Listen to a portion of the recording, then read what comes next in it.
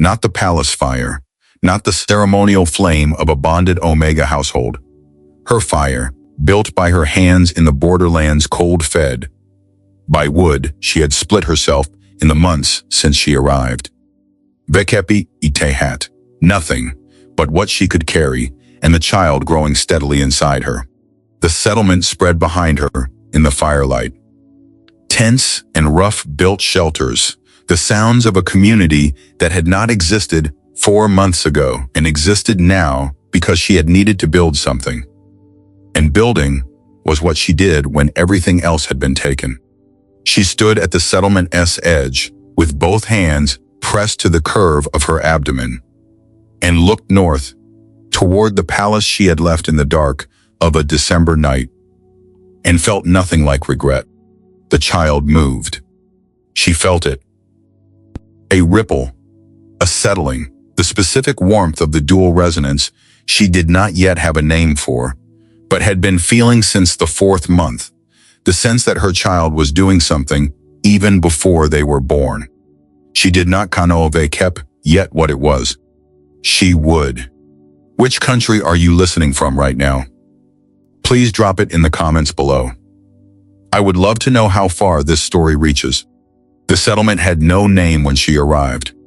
It had been a collection of rough shelters at the borderlands edge. 3 families of border wolves with no pack affiliation. An elderly couple who had been living at the margins of pack territory for longer than anyone could precisely remember. And a rotating population of travelers moving between the 5-pack territories, who stopped here because the water was clean and the ground was level. And no one asked questions. It had the quality of a place that existed, because the alternative was nothing, which was not the same as a place that had chosen to exist. Mira had changed that. Not dramatically, not through any declaration or leadership ceremony. She had arrived in December, 7 months pregnant, carrying a pack on her back, and the specific composure of someone who had made a decision and was living it. She had asked the elderly couple if she could make her shelter at the settlement. S's east edge had helped repair the family shelter nearest hers, nearest in exchange for winter stores. Had started keeping the water channel clear of ice each morning as her contribution to the common resource. By the end of January, 15 people had arrived. By March 30, by the time the first spring refugees from the Civil War's early skirmishes began reaching the borderlands, the settlement had 53 permanent residents and a functioning distribution system for food, water, and the medical care that Mira provided. The medical care was the visible gift. She called it pack bond healing, which was what it was, though in the palace she had learned to call it less than that. A caretaker's skill, something palliative and minor. The kind of gift that low-status Omegas carried, and that courts noted in the registry as a social contribution rather than a recognized power. What she could do, in practical terms, was feel the condition of a wolf-esque pack bond, the way a healer felt a pulse, the specific quality of it, its strength or damage, or the particular distress pattern of a bond under severe stress, and stabilize it through sustained contact, the warmth flowing from her hands into the bond's damaged structure with the specific quality of something being repaired from the inside. It was not minor. She had always known it was not minor. The palace had decided for her what it was worth. Here, no one decided anything for her. She worked every morning in the tent she had designated as the settlement's healing space. A word she had chosen deliberately, because space implied permanence and she was building permanence. The cases she saw were the cases of people who had been living at the margins of pack society. See, bond. Damage from separation trauma, the specific fraying that occurred when pack affiliations were severed involuntarily, the low-grade chronic stress of wolves whose bonds had been under sustained pressure for years without repair. She worked through King case with the patient thoroughness of someone who understood that the work mattered and that her time was the resource she had most of. The child's effect on the healing space was something she had noticed early and had been observing with a particular attention she brought to things she did not yet understand. When she worked with a patient in significant distress, the child would settle. Not sleep, something different. A specific quality of stillness that produced, in the room around her, a calming that was distinct from anything she did with her hands. Patients who had arrived rigid with distress would soften. Patients mid-crisis would find a moment of clarity that allowed them to speak rather than react. Arguments that had been escalating in the settlement would quiet themselves if they occurred within a certain radius of the healing tent. During her working hours, the settlement had attributed this to Mira, to her competence, her steadiness, the specific quality of her presence. She had not corrected them because she did not yet have the language for what was actually happening. She knew only that it was the child, felt it as clearly as she felt the child's movement, and that whatever her child was doing, it was working. The two elder families, Gara and her husband Tev, who had been at the settlement longer than memory, and the younger elder woman, Sefa, who had arrived a month after Mira, watched all of this with the particular quality of attention that is distinct from ordinary watching. They helped. They contributed. They were the settlement's memory, and its context, and its quiet, institutional knowledge, but they watched Mira with the specific, sustained regard of people waiting for something to become obvious. She had noticed this too. On the morning of the day the messenger arrived, she was finishing a bond stabilization session. Itehato, one of the Civil War's early refugees, a young woman from the Northern Pac territories, whose mate had been killed in the first week of fighting, whose bond had not simply been severed, but had been violently interrupted in a way that left it damaged at the root. Mira worked through the session with full attention, the warmth flowing, the child settled and doing its specific thing in the background. When she finished, the young woman was crying, not in distress, in the specific relief of a bond that has been in pain for weeks and has been gently, carefully addressed. Mira sat Itehater until the crying resolved, gave her water, made sure she was grounded. She was walking out of the healing tent into the late afternoon light when Gara found her. Gara said, "There is a messenger." She said it with the specific neutral quality of someone who has been expecting news and is not surprised by its arrival, only by its timing. Mira looked toward the settlement in North Path, where a rider was dismounting with the specific quality of someone who had been traveling fast and was not finished delivering their urgency. She said, "From which direction?" Gara said, "Northeast." She paused. "From the palace territories." Mira looked at the rider. She pressed her hand briefly to her abdomen. The child was still, which meant calm, which meant she had time. She said, "Moat will see them in 5 minutes." She went to wash her hands. The messenger's note was brief. King Casen requests the return of the Omega, known as Mira, to the palace for matters of diplomatic urgency. It did not use her bonded title. It did not acknowledge the pregnancy. It was written in the administrative language of official correspondence, and it said, in its careful neutrality, everything it was trying not to say. He was afraid, and he was not yet ready to say so directly, and he was hoping urgency would accomplish what honesty was not yet prepared to do. She folded the note and put it in her pocket and said to the messenger, "Tell him Mort received it." Then she went back to work, because there were 3 more cases scheduled for the afternoon. And the cases did not wait for diplomatic urgency. The emergency arrived 2 hours later. She heard it before she saw it.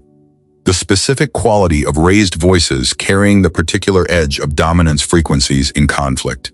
The sound that meant two wolves were past the point of reason and approaching the point of action. She was already moving before anyone came to find her. The two men were brothers. She learned this afterward, though she could have inferred it from the specific quality of their bond damage, which had the particular signature of a shared origin bond under severe stress rather than the different signature of chosen pack bonds that had deteriorated. Their names were Davin and Reth, border wolves from the Eastern Territories whose pack had fractured in the Civil War's first month. Davin staying with the Eastern Pack's primary faction, Reth defecting to a secondary alliance. They had found each other at the settlement 2 days ago, with the specific terrible clarity of brothers who had been on opposite sides of a war and had not yet been able to process what that meant. See acid for everything they had been to each other before the war. The bond between them was in collapse. She could feel it from 10 feet away.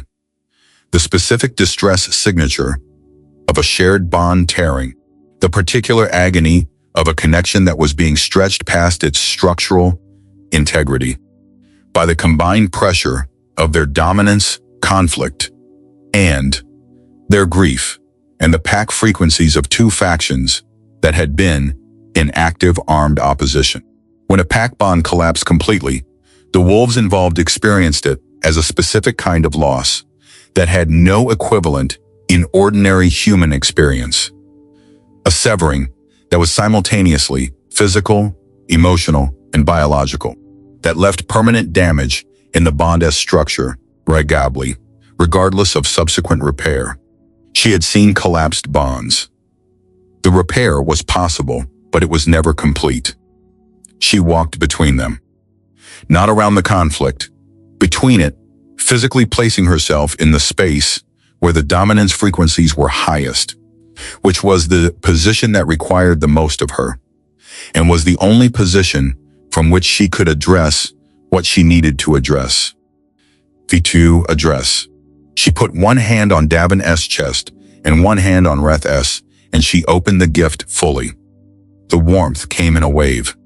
This was the largest single activation she had done since arriving in the borderlands, and it cost her accordingly. A specific deep pull that was not pain but was adjacent to it. The gift drawing on her reserves in the sustained way of major work, rather than the manageable, gradual drain of ordinary sessions. She held both connections simultaneously, feeling the bond between them in its damaged state, reading its structure the way she read all bonds. The breaks, the fraying, the places where the damage had accumulated, and the places where it was still fundamentally intact. It was still fundamentally intact. She worked from the intact places outward. The warmth moved from her hands into the bond's structure, not forcing repair. That was not how the gift functioned. It could not compel a bond to heal any more than a healer could compel a wound to close. What it did was provide the specific biological and spiritual environment in which healing was possible, the conditions under which the bond's own regenerative capacity could operate. It stabilized what was destabilizing. It slowed the tear. Davin and Reth had both gone very still. This was the gift's visible effect on its recipients. Not sleep, not sedation, the specific quality of people who have been in the grip of something overwhelming and have found, suddenly and unexpectedly, that there is enough space between themselves and the overwhelming thing to breathe. She had seen it hundreds of times. She never stopped finding it significant. The child was active throughout. Not restless, active in the specific way that she had come to understand as purposeful. The resonance her child produced escalating in response to the emergency's intensity with the quality of something responding to a need. The calming in the space around her was deeper and wider than her own gift could account for. She felt it in the settlement's ambient frequency. The people who had gathered at a distance to observe the confrontation were quieter than crowd dynamics ordinarily produced. The dominance frequencies in the air had dropped below the conflict threshold. She finished the stabilization. She withdrew her hands and stood for a moment, with the specific fatigue of major gift work settling into her body, breathing carefully, maintaining her footing, because the pregnancy made balance a consideration she had to actively manage in states of depletion. David said quietly to his brother. Mot did not want to be on the other side. Reth said equally quietly, Mot kano ove kep. They did not resolve everything that night. Resolution of that complexity could not happen in a single stabilization session, and she had learned long ago that the gift's purpose was not to resolve complexity, but to create the conditions in which people could resolve it themselves. What it gave them was access to themselves, the space between the overwhelming thing and their response to it. She turned to find Sepha standing at the crowd's edge. The elder woman was watching her with the specific quality of attention she had always directed at Mira. The watching that was not ordinary watching, the sustained regard of someone who knew something. But tonight there was something different in it, in addition to the quality, but a decision arriving. Sepha said, "Can we speak?" she said. "Tonight, if you are not too tired." Mira looked at her for a moment. The child had settled. The calm, warm stillness that followed the use of its resonance, the quality she had come to associate with her child having done something and being satisfied with the doing of it. She said, after dinner. Sepha said, "Yes." She paused. She said, "The child is already working. You understand that, Mot, think, even if you do not have the words for it yet." Mira said, "Mot, understand something is happening.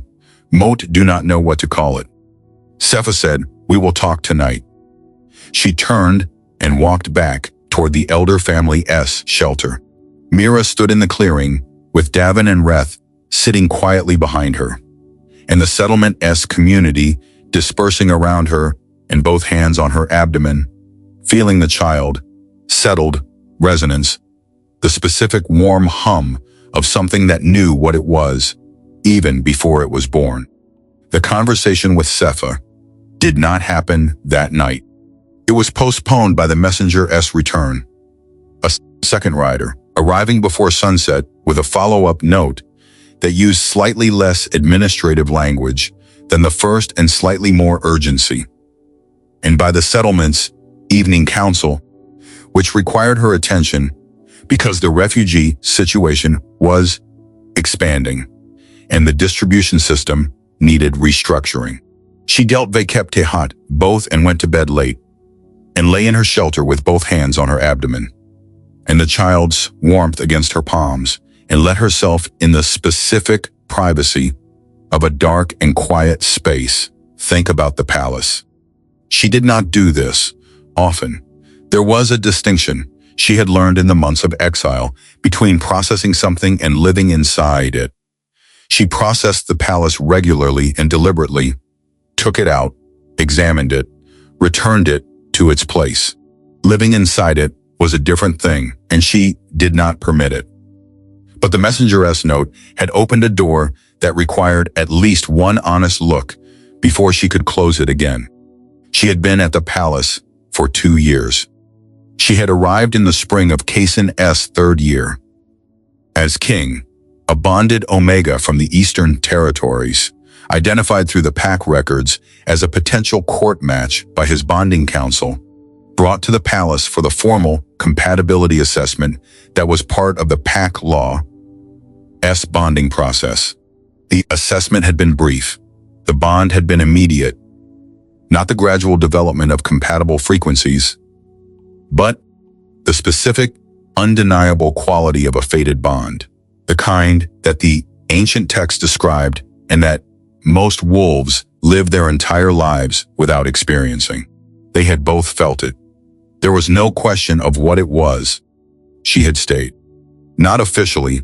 Officially, the bonding council had recommended a probationary period of 6 months for formal recognition, which was standard protocol for fated bonds, which the council preferred to verify before entering into the legal record. She understood later that the probationary period had been Casen's chief advisor's suggestion.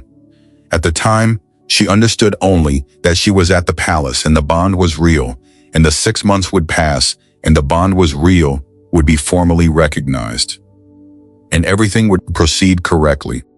Casen she spent a long time with the right word and settled on genuine.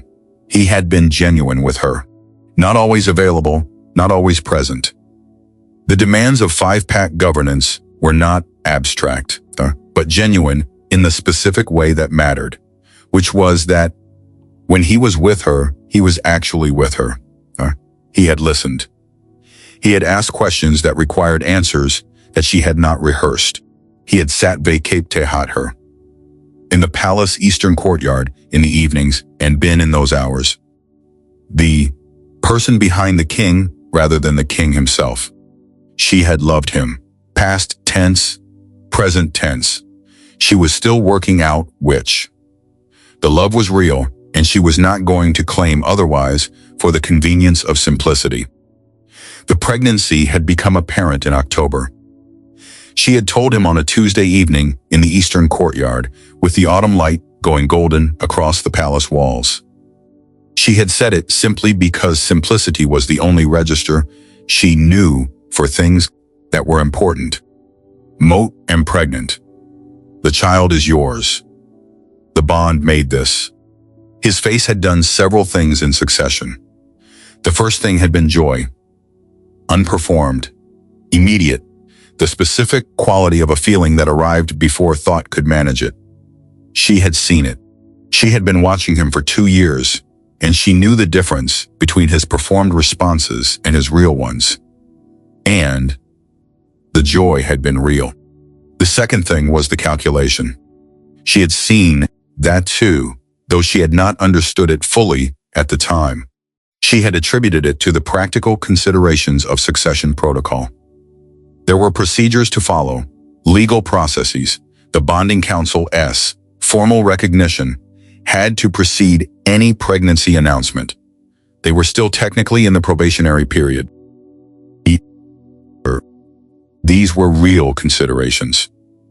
She had thought the calculation was about those. 2 weeks passed. During those 2 weeks, Casen met with his chief advisor 7 times. She kept, because she pay track of the comings and goings that affected her situation, as anyone would who understood that their situation was precarious. She was not invited to any of the meetings. She was not informed of their content. She waited because waiting was what the probationary period had trained her to do. On the 15th day, Casen came to her. He brought the chief advisor with him. The advisor did the speaking. He was a tall, precise man named Aldrich, who had been managing the palace political machinery for 9 years, and who spoke in the specific language of someone who had learned to weaponize administrative clarity, every word technically accurate, the violence entirely in the arrangement. He said, "The bonding council has reviewed the compatibility assessment records and has identified procedural irregularities in the documentation of the bond's verification." He said, "In light of these irregularities, the king is exercising his right under PAC law to suspend the bond's formal recognition pending independent review." He said, "As the bond's recognition is suspended, any pregnancy occurring during the suspension period cannot be formally attributed to the king's line and is therefore classified as status unestablished under succession law." Status unestablished. She had looked at Casen while Aldrich spoke. Casen had looked at the floor. That was the moment she understood. Not the words. The words were administrative language and could be argued. The procedural irregularities were fabricated and could be challenged. and she knew they were fabricated because there had been no irregularities. What she understood was the floor, the specific choice of it. He had looked at the floor because looking at her required acknowledging what he was doing. And what he was doing was choosing the succession framework over the bond, choosing the political calculation over the truth, choosing the throne over her. She had not cried. She was not a person who cried when precision was required, and precision was what the next 3 hours required. She waited until both men left. She waited another hour because waiting was how she thought, always had been. Then she began to pack. She took her healing supplies. She took her personal records. She took the winter clothing she had brought from the Eastern Territories because it was hers and she had paid for it. She took enough food for 2 weeks and enough money for 3 months if she was careful. She left before dawn. She did not look back. The messenger's note was still in her pocket. On the night she lay in her shelter, thinking about the palace. She reached for it in the dark and held it without opening it. She could know Eve kept what it said. She had memorized it at first reading. She said, to the dark, to the child, he wants us back. The child moved, a ripple, a warmth. She said, we will decide when we are ready, not before. She put the note down. She closed her eyes. She slept. The first war refugees arrived on a Wednesday. 14 people, a family group from the northern PAC-S, secondary territories, which had been the first region to collapse into active armed conflict when the Civil War S opening engagements made the succession framework S collapse undeniable. They arrived. In the late afternoon, on foot, the adults carrying the children, and the children carrying what had been salvageable, with the specific exhausted quality of people who had been moving for 4 days without adequate rest, and were running on the particular fuel of having nowhere else to go. Mira saw them at the settlement's northern path, and was already organizing before anyone had to ask. She directed the 3 nearest settlement residents to bring food and water. She asked Gara to prepare the 2 spare shelters in the settlement's southern cluster. She went to meet the family group herself, walking as quickly as her pregnancy allowed. Because the specific fears she could feel in the group's ambient frequency, the collective distress of 14 people who had left everything, required acknowledgement before anything practical would land. She said, you are safe here. She said it before names, before logistics, before any of the practical questions, because safety was what they needed to hear first, and she had enough trust in the settlement's capacity to make it true. The family group's eldest, a woman of perhaps 50, with the specific quality of someone who had been making decisions for others for several days and was approaching the limits of what sustained decision-making cost, looked at Mira's pregnancy and then at her face and said, you are the healer? Mira said, among other things, come. She settled them over the next 2 hours with the practiced efficiency of someone who had been running a community long enough to have systems for the things that happened repeatedly. The children ate first. The adults ate while she talked, not interrogated, not debriefed, simply sat with them in the way that people who have been through something overwhelming sometimes need someone to sit with them before they can begin to process what they have been through. The child's resonance was working. She felt it operating at the same depth as during the bond stabilization. Purposeful, responsive, the specific escalation that occurred when the distress level in her immediate vicinity reached a threshold her child apparently monitored and responded to. The family group's collective distress frequency was dropping, the specific biological settling of people whose pack frequencies had been in sustained crisis configuration and were finding in the settlement N. Environment, the conditions for something lower. By the time she had their practical needs addressed, they were able to talk. The northern packs as secondary territories had been the first to collapse because they had been the most exposed. The boundary between two of the succession claimants' primary support regions, the place where the Civil War's competing dominance frequencies had been highest. Welcome back to the Whispers of Alpha King channel. Today we're going to present a new story that I believe you'll be very curious about and interested in because of its incredibly captivating content. Now let's explore it together until the end of the video. This is a fictional story compiled from various sources, supported by AI, and the content is purely for entertainment and educational purposes. And the existing pack structure had been thinnest. The family group had left when the third engagement in their village's valley made continued residence impossible. They had been told by someone at the road's junction 3 days back that there was a settlement in the borderlands where they would not be turned away. Mira said, "Who told you about this settlement?" The eldest woman said, "A border wolf we met on the road. She said he had been here before."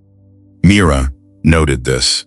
The settlement's existence was spreading through the refugee network before she had formally communicated it to anyone, which meant the settlement's reputation was traveling faster than the war's news, which meant more people were coming. She would need to expand the shelter capacity. She would need to expand the food distribution. She would need 3 more healing sessions tomorrow to address the family Group S bond stress before it calcified into something harder to repair. She was doing the practical calculation in her mind when the eldest woman said, "The palace is besieged." Mira looked at her. The woman said, "We heard it before we left. 2 succession claimants have positioned forces on the palace's northern and western approaches. The third claimant is somewhere in the southern territories with a third force." She said, "The king is inside." She said it with the specific neutrality of someone who did not know how to calibrate whether this information was painful for her audience. Mira said, "When did you hear this?" She said, 4 days ago. Before we left, she said, "It may be worse by now." Mira was quiet for a moment. She pressed her hand to her abdomen. The child was still, the calm, warm stillness that meant the immediate, acute distress had been addressed, and the child's resonance had settled back to its ambient level. She felt the warmth of it against her palm and thought, with the specific precision she brought to all things that required precision, "He is inside a besieged palace. The succession framework he destroyed the bond to protect has collapsed. The war he thought he was preventing has arrived anyway." She did not feel satisfaction.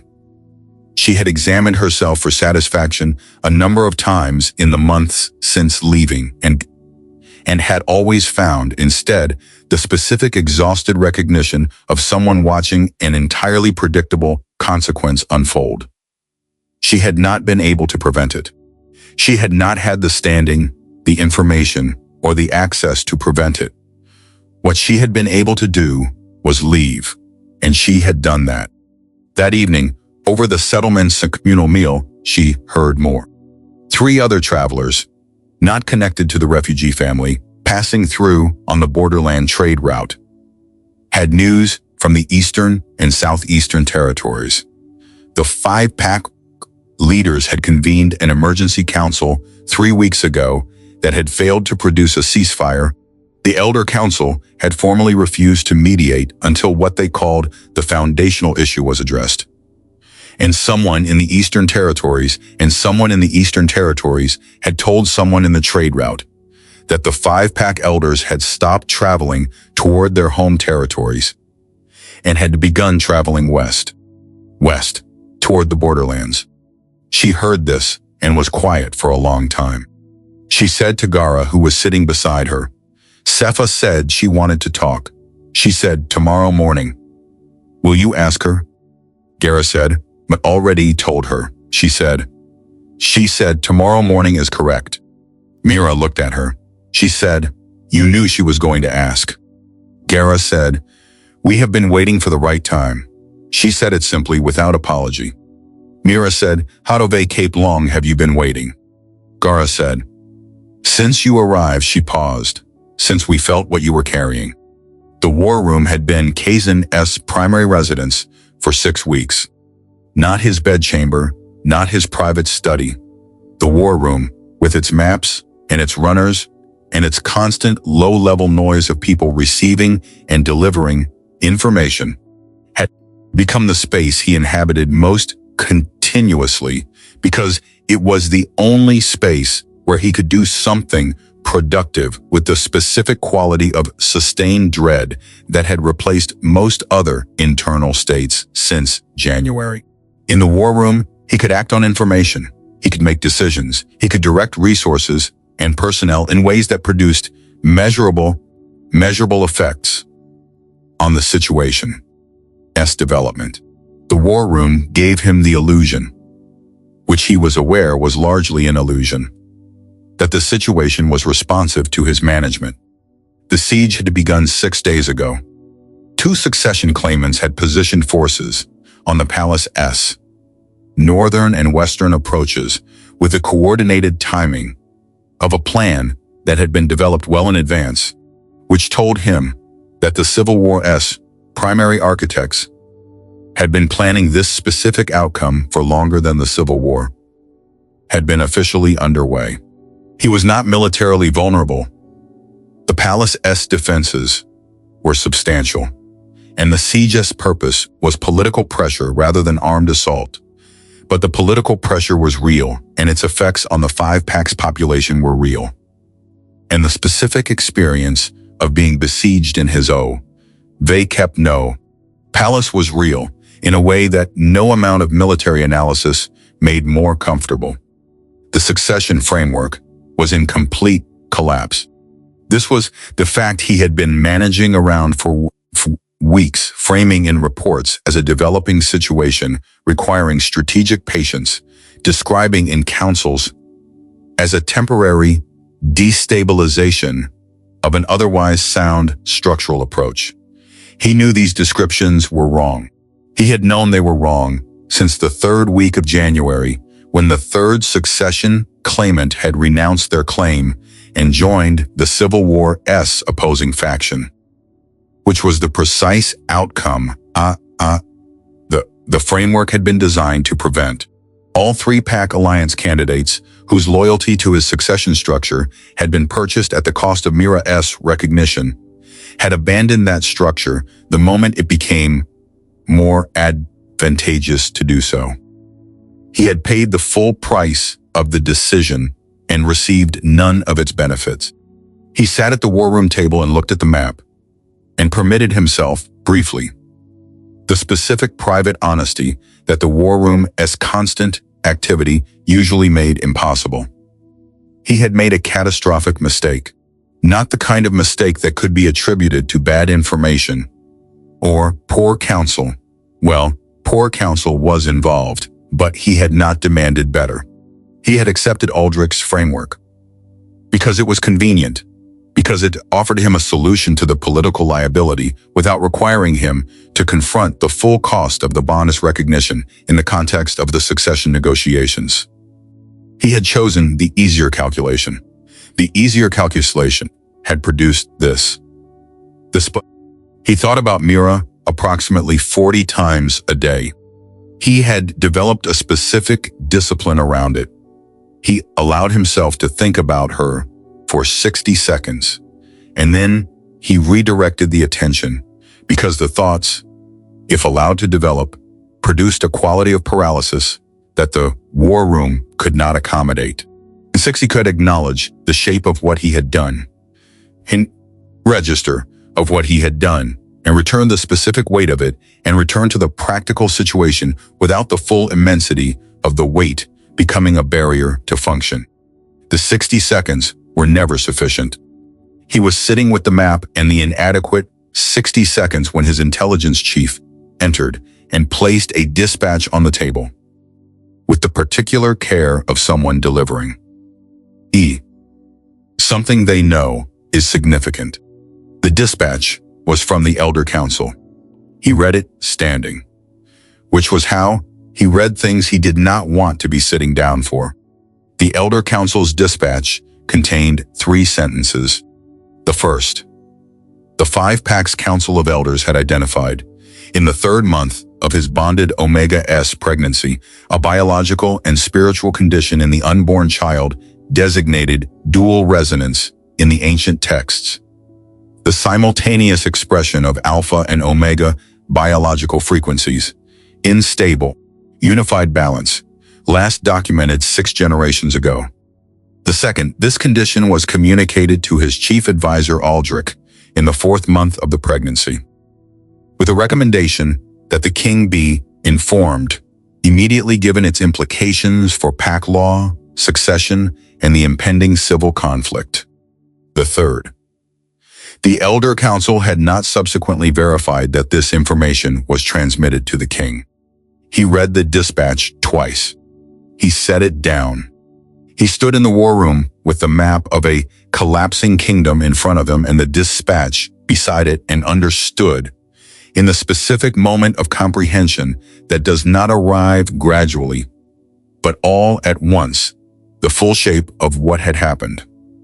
Aldrich had known the information that would have made the decision impossible to make, that the child Mira was carrying was the dual resonance, the biological key to pack unity that had not existed in 6 generations, the thing that every pack law and every ancient text identified as the highest priority protection in the known world had been in Aldrich's possession and had not reached him.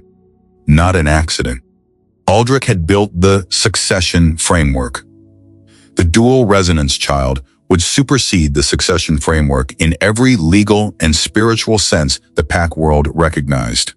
Aldrich had received the information and had calculated that transmitting it would destroy the framework he had spent 2 years constructing. And he had 2 years constructing, and he had chosen the framework. And Casen had not asked. He had not demanded complete information. He had accepted Aldrich's counsel without requiring its basis. He had made a decision that destroyed his bond and endangered his child, and may have permanently removed the only possible resolution to the civil war that was destroying his kingdom. And he had made it in ignorance that he had allowed, because asking the right questions was harder than accepting the convenient answer. He said to the intelligence chief, "Need Aldrich brought to the war room."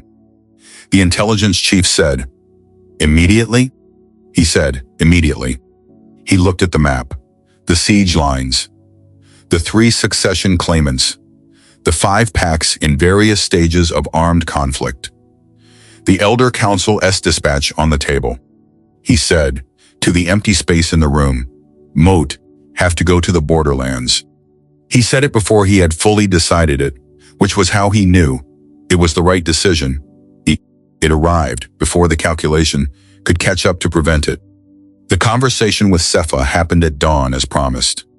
They sat at the settlement's eastern edge in the specific gray-blue light of early morning that made everything feel slightly more honest than it did in full daylight. The hour when the settlement was not yet fully awake, and the quality of the air was still and cold and good for thinking. Cepha brought tea. Mira brought her full attention, which was what the elder woman had always seemed to want from her, and which she had always been willing to give. Cepha said, "Motvei kept a note to tell you what Mot know about your child." She said it with the specific directness of someone who had been waiting to say something for a long time and had finally assessed the moment as correct. She said, "Motvei kept a note to tell you before they arrive, so that you hear it from someone who is on your side before you hear it from people who need something from you." Mira said, "Who is arriving?" Cepha said, "The elder council, all 12 of them. They will be here in 3 days." Mira was quiet for a moment. She thought about what the travelers had reported the previous evening. The 5-pack elders moving west. She thought about Gara saying, "We have been waiting since we felt what you were carrying." She thought about the specific quality of attention that the 2 elder families had directed at her since her arrival, and which she had noticed and set aside because she had not yet had the context for it. She said, "Tell me," Sepha told her. She spoke for 40 minutes without interruption, which was unusual for a conversation with Mira, who was a person who asked questions as she processed. But the information was large. She needed the full shape of it before she could begin questioning its edges. And Sepha seemed to understand this, providing the account in the specific, complete way of someone who has been holding a comprehensive truth for a long time and is now releasing it all at once, rather than in portions. The dual resonance, the ancient text documentation of it, the specific biological and spiritual condition, the simultaneous expression of both alpha and omega frequencies in stable, unified balance, operating not as a conflict between natures but as a harmonic that encompassed both. The effect on pack aggression, the dominance frequency, conflicts that drove pack violence, that made rational communication between rival alphas biologically difficult, that had been fueling the Civil War with as much force as any political grievance, neutralized by the dual resonance S-harmonic field, which did not suppress pack frequencies, but brought them into a configuration in which they could coexist. The last dual resonance child, 6 generations ago. What had happened in the period of their presence? 40 years of the most sustained interpack cooperation in the recorded history of the 5 packs, a period the ancient texts called the Long Peace, which had ended not because of conflict, but simply because the child had lived a full life and died in old age, and the frequencies had returned to their ordinary patterns. The historical accounts of what the Long Peace had felt like to the people who had lived in it were the part of the story that Mira found she could not receive without the specific sensation of something very large pressing against her sternum from the inside.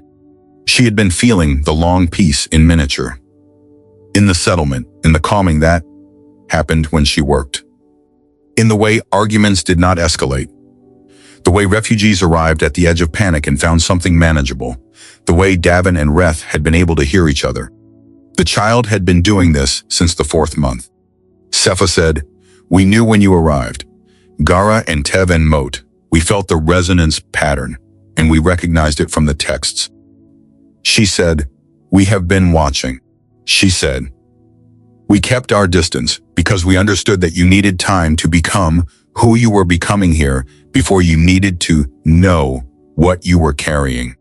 Mira said, "Hat Ove kept long did the Elder Council know." Sepha said, "They identified it in the 3rd month." Mira said, "Before the declaration." Sepha said, "Yes."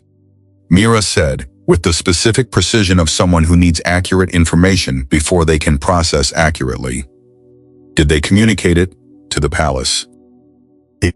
Sepha said they communicated it to the King's chief advisor, with a formal recommendation that the king be informed immediately. Mira said nothing for a moment. She pressed both hands to her abdomen. The child was warm and present, and doing its quiet work in the background of the morning, the ambient resonance of the settlement already carrying the specific quality she had come to associate with her child's ongoing, patient, purposeful existence. She said, "He did not know." It was not a question. She was thinking aloud, processing, the calculation running. Sepha said, "That is the Elder Council's assessment, yes." They did not verify that the information was transmitted. When the declaration was made, they understood what had happened. Mira said, "And they said nothing. They let me leave." Sepha said, Carefully, they assessed that intervening at that point would have been intervening in the CI no-go escort on the basis of information they had provided to his advisor and could not verify he had received. They did not have standing to override a legal declaration based on what they knew without the King's knowledge. Mira said, so they watched. Sefa said, they watched, they documented. They have been moving towards you for 2 months. She paused. They are not coming to ask you to forgive him. They are coming to tell you what your child makes possible and to ask what you want to do with that. The morning light was fuller now, the settlement beginning to wake around them, the first sounds of the day's work starting. Mira said, and what do you think I should do? Sefa said, Moat think you should decide what you want. Before they arrive and before he arrives, and before anyone else tells you what the situation requires. She said, decide what you want first. Then decide everything else from there. Mira looked at the borderlands stretched before her, the land she had built something in, the place she had made real from nothing, the morning light on ground that had become hers, in a quay the palace had never been. She said, give me 2 days. Sefa said, you have 3. The elder council arrived. On the 3rd day, as Sefa had said they would, 12 wolves of the 5 packs' collective moral authority, traveling without escort through the borderlands, an act of institutional humility so significant that the settlement's residents stopped what they were doing when the group came into view and stood in the specific silence of people witnessing something outside their ordinary experience. The eldest among them was a woman of perhaps 90, straight-backed and unhurried, whose name Mira learned was Yael, and who had been the elder council's senior voice for longer than most of the settlement's residents had been alive. They came without fanfare and without ceremony. They arrived at the settlement's edge and waited, which was the correct thing to do. They had come to a community that was not theirs, and they were behaving accordingly, which she noted as the first data point about whether these were people she was willing to speak with. She went to meet them herself. She did not bring Sefa, though she knew Sefa was watching from the elder family shelter. She walked alone to the settlement, Esem, at Northern Path, where the elder council waited, and she stood before 12 of the most significant wolves in the known world, and felt, because the child's resonance was responding to the combined pack authority of their presence, something she could only describe as a wave, a specific escalating warmth that moved through her entire body from the child outward. A resonance meeting. Resonance something recognizing something. Yael looked at Motmafher with the specific quality of attention that Sefa had always used, but deeper, older. The attention of someone who had been waiting for this particular meeting for a very long time. Mira said, Mot know what you know could speak because she needed the council to understand from the first moment that she was not receiving information. She was verifying it. She said, Sefa told me 3 days ago. Mot have been processing. Yael said, good. She said it simply, as though this was the correct response rather than a surprising one. She said, then you understand why we are here. Mira said, you need the child to stop the war. Yael said, we need the child to make it possible for the 5 packs to stop the war. There is a distinction, she said. The dual resonance does not end the war. It creates the biological conditions in which the wolves fighting the war can choose to end it. The choice remains theirs. Mira said, what has prevented them from making that choice without the resonance? Yael said, dominance frequency conflict.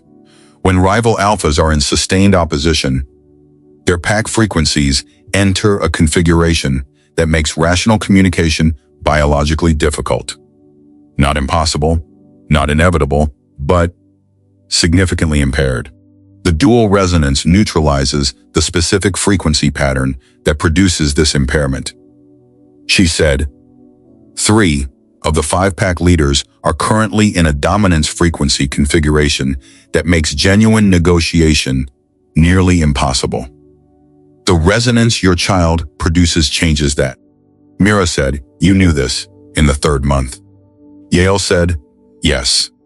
Mira said, and you communicated it to the King's chief advisor. Yael said, yes, with a formal recommendation that it be transmitted to the king immediately. Mira said, and when the declaration was made, you understood that the information had not been transmitted. Yael said, yes. Mira said, and you did not come to me. The statement sat between them in the morning air, not an accusation in the performed sense. She was not performing. She was assessing. The way she assessed everything that required accurate understanding before she could decide what to do with it. No, we did not come to you at that point. She said, we assessed that we did not have standing to intervene in a legal declaration that had been made in the king's name on the basis of information we had provided to his court and could not verify he had received. She said, we were wrong to make that assessment. We should have come regardless of standing. She said it without qualification, the specific honesty of an institutional authority, acknowledging institutional failure. Mira received this. She did not let it pass or soften it for the elder woman's comfort. She held it as accurate information and felt the full weight of what it meant, that the network of authority that should have protected her and her child had calculated its institutional standing over its moral obligation, and that calculation had produced her flight and her exile, and the months of building a life from nothing in the borderlands. She said, "What? Understand that you are acknowledging this," she said, "What ve kepa note, to understand what changes as a result of it." Yael said, "The Elder Council proposes a formal protocol change, an obligation to communicate dual resonance. Identification directly to the affected Omega, and not solely to court officials, regardless of institutional considerations of standing." She said, "If we had that protocol 6 months ago, you would have known before the declaration." She said, "You would have been able to make an informed choice." Mira said, "Yes." Yael said, "We cannot give you that time back. We can give you the acknowledgement and the change." Mira said, "Moat, accept both." She said it with the specific clarity of someone who has decided that the choice between accepting an acknowledgement and refusing it is not difficult when the acknowledgement is genuine. She said, "Now tell me what you are asking." Yael said, "We are asking whether you will return to the palace territories, whether you will allow your child's birth to happen in proximity to the five pack leaders who are currently in the palace for an emergency council that has not yet produced a ceasefire, whether you will permit the dual resonance to operate in the context where it can do what it was made to do." She said, "We are not asking you to forgive the king, to resume the bond, or to accept any situation you do not choose. We are asking only about the child." Mira said, "Won't know the difference." She said it without edge, simply accurately. She had been clear about the difference for months. She said, "Won't need 2 more days." Yael said, "You have them."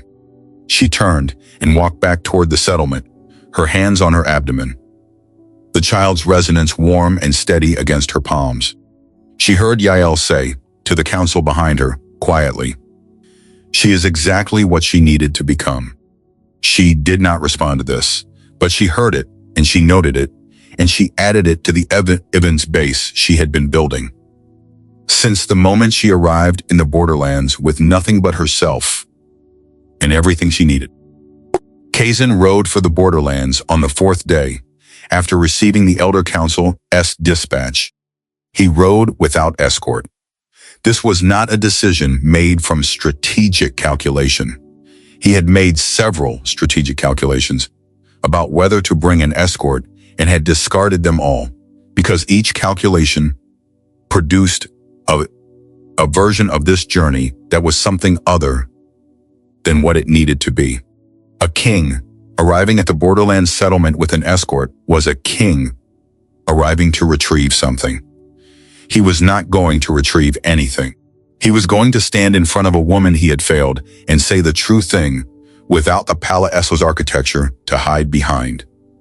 And that required arriving as a person rather than as an institution. The escort remained at the palace. The siege lines remained where they were. His military commander had the authority to act within specified parameters while he was absent. These arrangements were adequate, which was not the same as comfortable. And he had decided that adequate was sufficient, and had ridden north before the comfortable option could consolidate into an argument for staying. The borderlands were 4 days' ride from the palace. He had 4 days to think. He did not spend the 4 days thinking in the recursive, self-exculpatory way that he had spent the weeks after the declaration thinking. The rehearsal of arguments that were partly accurate. The careful construction of contexts and considerations that distributed responsibility across enough parties to make his own share of it feel manageable. He had done that thinking. He had arrived at the end of it, at the specific place where the self-exculpatory thinking always eventually arrived, if continued long enough. The place where the architecture of justification ran out, and what remained was the plain shape of the thing. He had made a decision that destroyed his bond and endangered his child.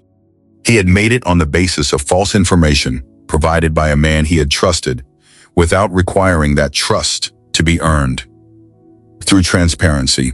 And he had made it in a specific way that was not fully Aldrich's responsibility, and not fully the information gap's responsibility, and was, at its core, his own. Because he had wanted the convenient answer. He had wanted a resolution to the succession problem that did not require him to confront the full cost of the bond's recognition. And Aldrich had offered him one, and he had accepted it without asking the questions that would have made the answer unavailable. The fees? He had not asked whether the child had been assessed by the Elder Council. That was the question.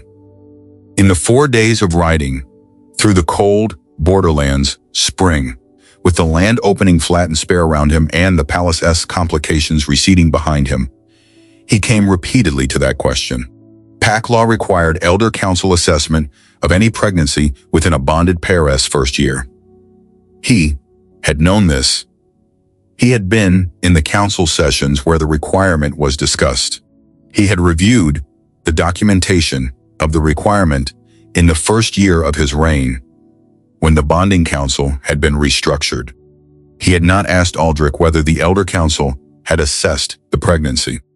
If he had asked, Aldrich would have had to either lie directly, which carried significant risk, or produce the assessment, which would have immediately revealed the dual resonance, which would have made the succession calculation irrelevant, because no pack law or political framework superseded the legal obligations arising from a dual resonance identification.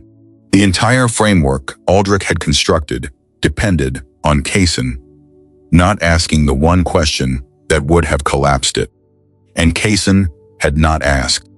From ignorance of the requirement, from the specific avoidance of a man who had already received the answer he wanted, and had unconsciously, deliberately not created the conditions in which a different answer could arrive.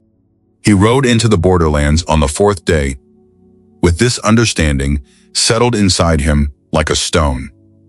Not comfortable, not movable, simply present and accurate, and requiring to be carried.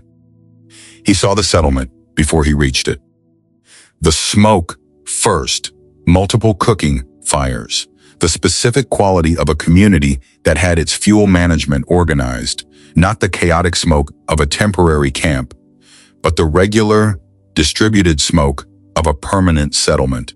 Then the shelters, more substantial than he had expected. Some of them clearly winter-built and solidly constructed. Then the people, moving between the shelters with the purposeful ease of a community that had its rhythms established, that had been operating long enough that the work was familiar rather than provisional. She had built this. In 4 months, with nothing, she had built this. He stopped his horse at the Settlement S northern path and looked at it for a long moment, at the evidence of what competence and determination and care could produce in 4 months when they were allowed to operate without interference. He thought about what the palace had classified her Go-I, Eptes, a caretaker-S skill, something palliative and minor, a low-status, Omega-S social contribution. He thought about what she had done with a caretaker-S skill and a social contribution in 4 months of exile. He thought about the child, about the dual resonance, about the long peace, about what he had nearly destroyed without knowing what it was. A woman came to meet him at the Settlement S edge. Not Mira, an elder woman with white hair who looked at him with the specific quality of someone who had expected him and had formed a preliminary assessment. She said, "The elder council is here." She said, "Mira will see you tomorrow morning." He said, "Tomorrow morning." She said, she asked for the night. She said she has been deciding things, and deciding things takes the time it takes. He said, yes. He dismounted. He tied his horse. He accepted the basic hospitality the elder woman offered. A shelter for the night, food, water, with the specific gratitude of someone who understood that hospitality in these conditions was not owed and was therefore genuinely meaningful. He lay on the shelter-S narrow pallet that night and looked at the ceiling and thought about Mira somewhere in this settlement, deciding and felt the specific quality of a man who has no right to hope for a particular outcome, but hopes anyway. She knew he had arrived. Gara had told her at dinner, simply, without editorial, the way Gara delivered all information. The king came. He is in the eastern shelter. He brought no escort. She had said, "Thank you," and had finished her meal and had sat for an hour at the communal fire with the settlement's people around her and had been present for them in the way she was zone. For yet in the way she was always present, attending to the conversations and the needs and the texture of the community as evening, because the community did not stop having an evening, because her life was organizing itself into a before and after. She had built this. She was not going to stop being here, just because the person she needed to think about was sleeping 100 meters away. After the fire died down, she walked to the settlement's eastern edge, not toward his shelter, away from it, toward the borderlands open ground where the spring night was cold and clear and the stars were available in the specific abundance of sky that had no palace walls to limit it. She stood vacep ite hat, both hands on her abdomen, and looked at the stars and thought, with the careful precision that she had developed in 4 months of making difficult decisions alone, about what she was deciding. She was not deciding whether to help the 5 packs. That decision had been made in the conversation with Yael, had been made in the truest sense, the moment Sepha first described the dual resonance, and she had recognized what she had been feeling in her child for months. The child's gift was real and significant, and she was not a person who could watch that gift remain unused while 5 packs destroyed each other. That was not who she was. She was deciding the conditions. This was the distinction she had been turning over for 3 days, examining from every angle the way she examined everything that required precise handling. The difference between helping and being used to help. The difference between choosing to return and being retrieved. The difference between the child's gift being offered freely by its mother and the child's gift being leveraged back to a palace that had declared it illegitimate 4 months ago. She thought about what Sepha had said, decide what you want first. Then decide everything else from there. What did she want? She wanted the settlement to survive and thrive and be protected permanently, not dependent on informal borderlands tolerance or the goodwill of pack leaders who might decide differently next year. She wanted it formalized. She wanted the people she had built this community with to have the legal standing she had not had when she was in the palace. She wanted the bond acknowledged. She had mentioned examining this carefully, and she believed it was accurate, but for the child. Her child deserved to be born with their legitimacy established in every legal record that existed by the father who had denied it while the Civil War destroyed the calculation that denial had been made to protect, not as a favor, not as a concession, as a correction of a specific wrong that had been done in the Cianoga's name. She wanted the chief advisor removed and formally censured. She wanted the information transparency failure documented in the official record so that no future advisor could repeat it without the weight of formal precedent pressing against them. She wanted a council reform that prevented a single advisor from controlling information flow to the king. This was not personal. This was structural. The specific systemic failure that had produced her exile was not primarily a failure of Casen's character, though his character had participated in it. It was a failure of the information architecture around him, and architecture could be changed. Those were the things she wanted. Then there was Casen. She had been leaving him for last, which was the right order. The conditions first, then the person. But she had arrived at the conditions, and now he was here. She sat down on the cold ground and looked at the stars and thought about him with the specific honesty that the night and the borderlands and 4 months of building herself back up had made possible. She thought about the Eastern courtyard and the Tuesday evenings, and the specific quality of his presence when it was genuine rather than performed.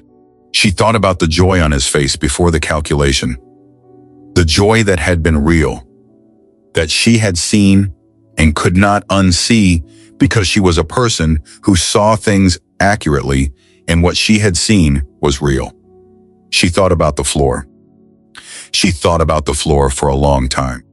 She thought about what the floor meant in full context, not what it meant at its worst, which was a man choosing comfort over her, but what it meant in its complete truth, which was a man operating in an information environment that had been specifically constructed to produce the decision he made, who had participated in that construction through the specific avoidance of the question that would have collapsed it. Manx both things were true. The avoidance was his. The construction was Aldrich's. The consequences were hers. She thought about the ride from the palace. No escort.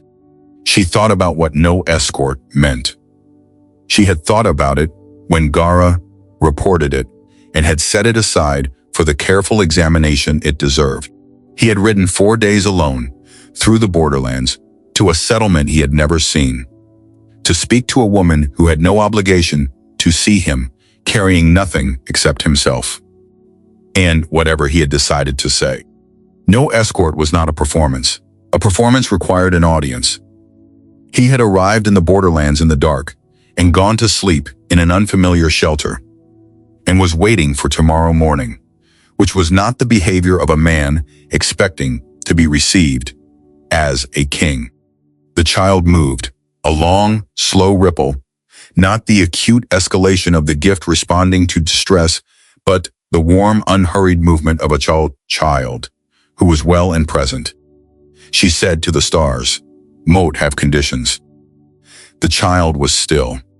She said, "And Moat have something that might be the beginning of trust if he earns it."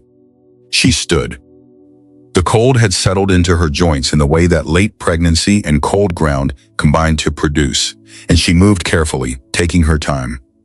She looked at Moat, Fee, the eastern shelter's direction. Dark, quiet, a man sleeping in a borrowed space. She said, "Tomorrow." She walked back toward the settlement. She chose the setting deliberately. The settlement's central clearing, the space where the communal fire was held each evening, where the community gathered for shared meals, and the informal councils that had developed as the settlement's governing structure. Not a private room. Not the healing tent. The central clearing, in the morning light, with the elder council present at the clearing's northern edge, and the settlement's community, moving about their morning work in the visible background. She had thought about this choice and had made it precisely. Casen needed to see what she had built before he heard what she had to say about it, because what she had built was the context for everything she was going to require, and context was not something that could be delivered through description.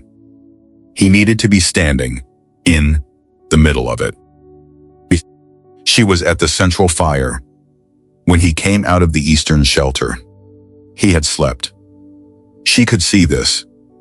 The specific quality of someone who had been genuinely unconscious rather than performing rest, the particular quality of a face that has had 8 hours and is not pretending otherwise.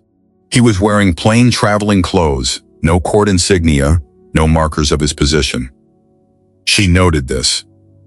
It was the correct choice for this context, and she did not know whether it was a calculated correct choice or an instinctive one, and she noted that she did not know. He crossed the clearing toward her. He did not move with the specific authority of a king. In his own space, he moved with the careful quality of a man in someone else's space who was trying to occupy it correctly, attentive to the people around him.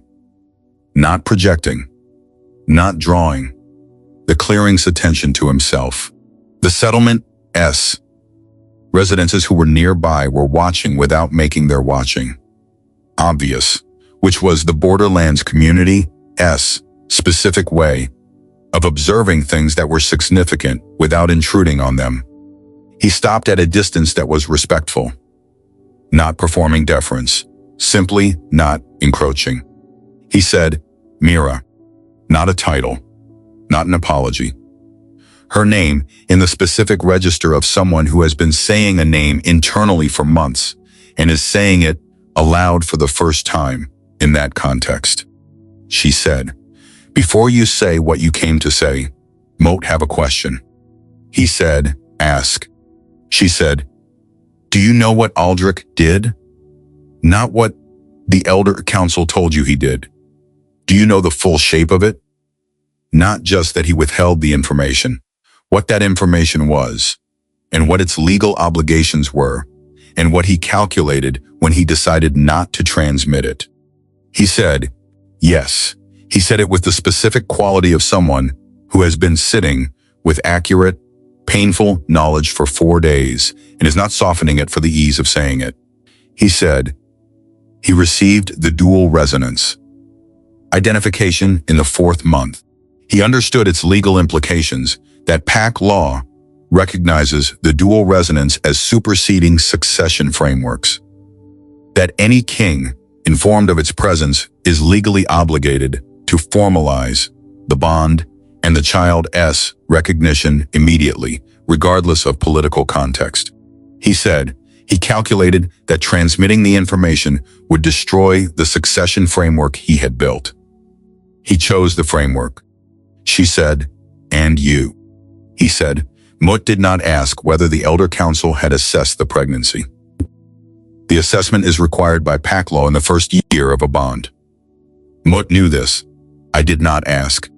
He said it without the softening architecture of circumstance or explanation, which was the correct delivery and which she received as the second piece of evidence that he had been doing the work in the 4 days of writing that was required of him.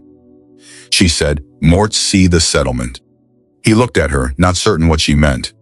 She said, "You are standing in the middle of what Mort built in 4 months with nothing."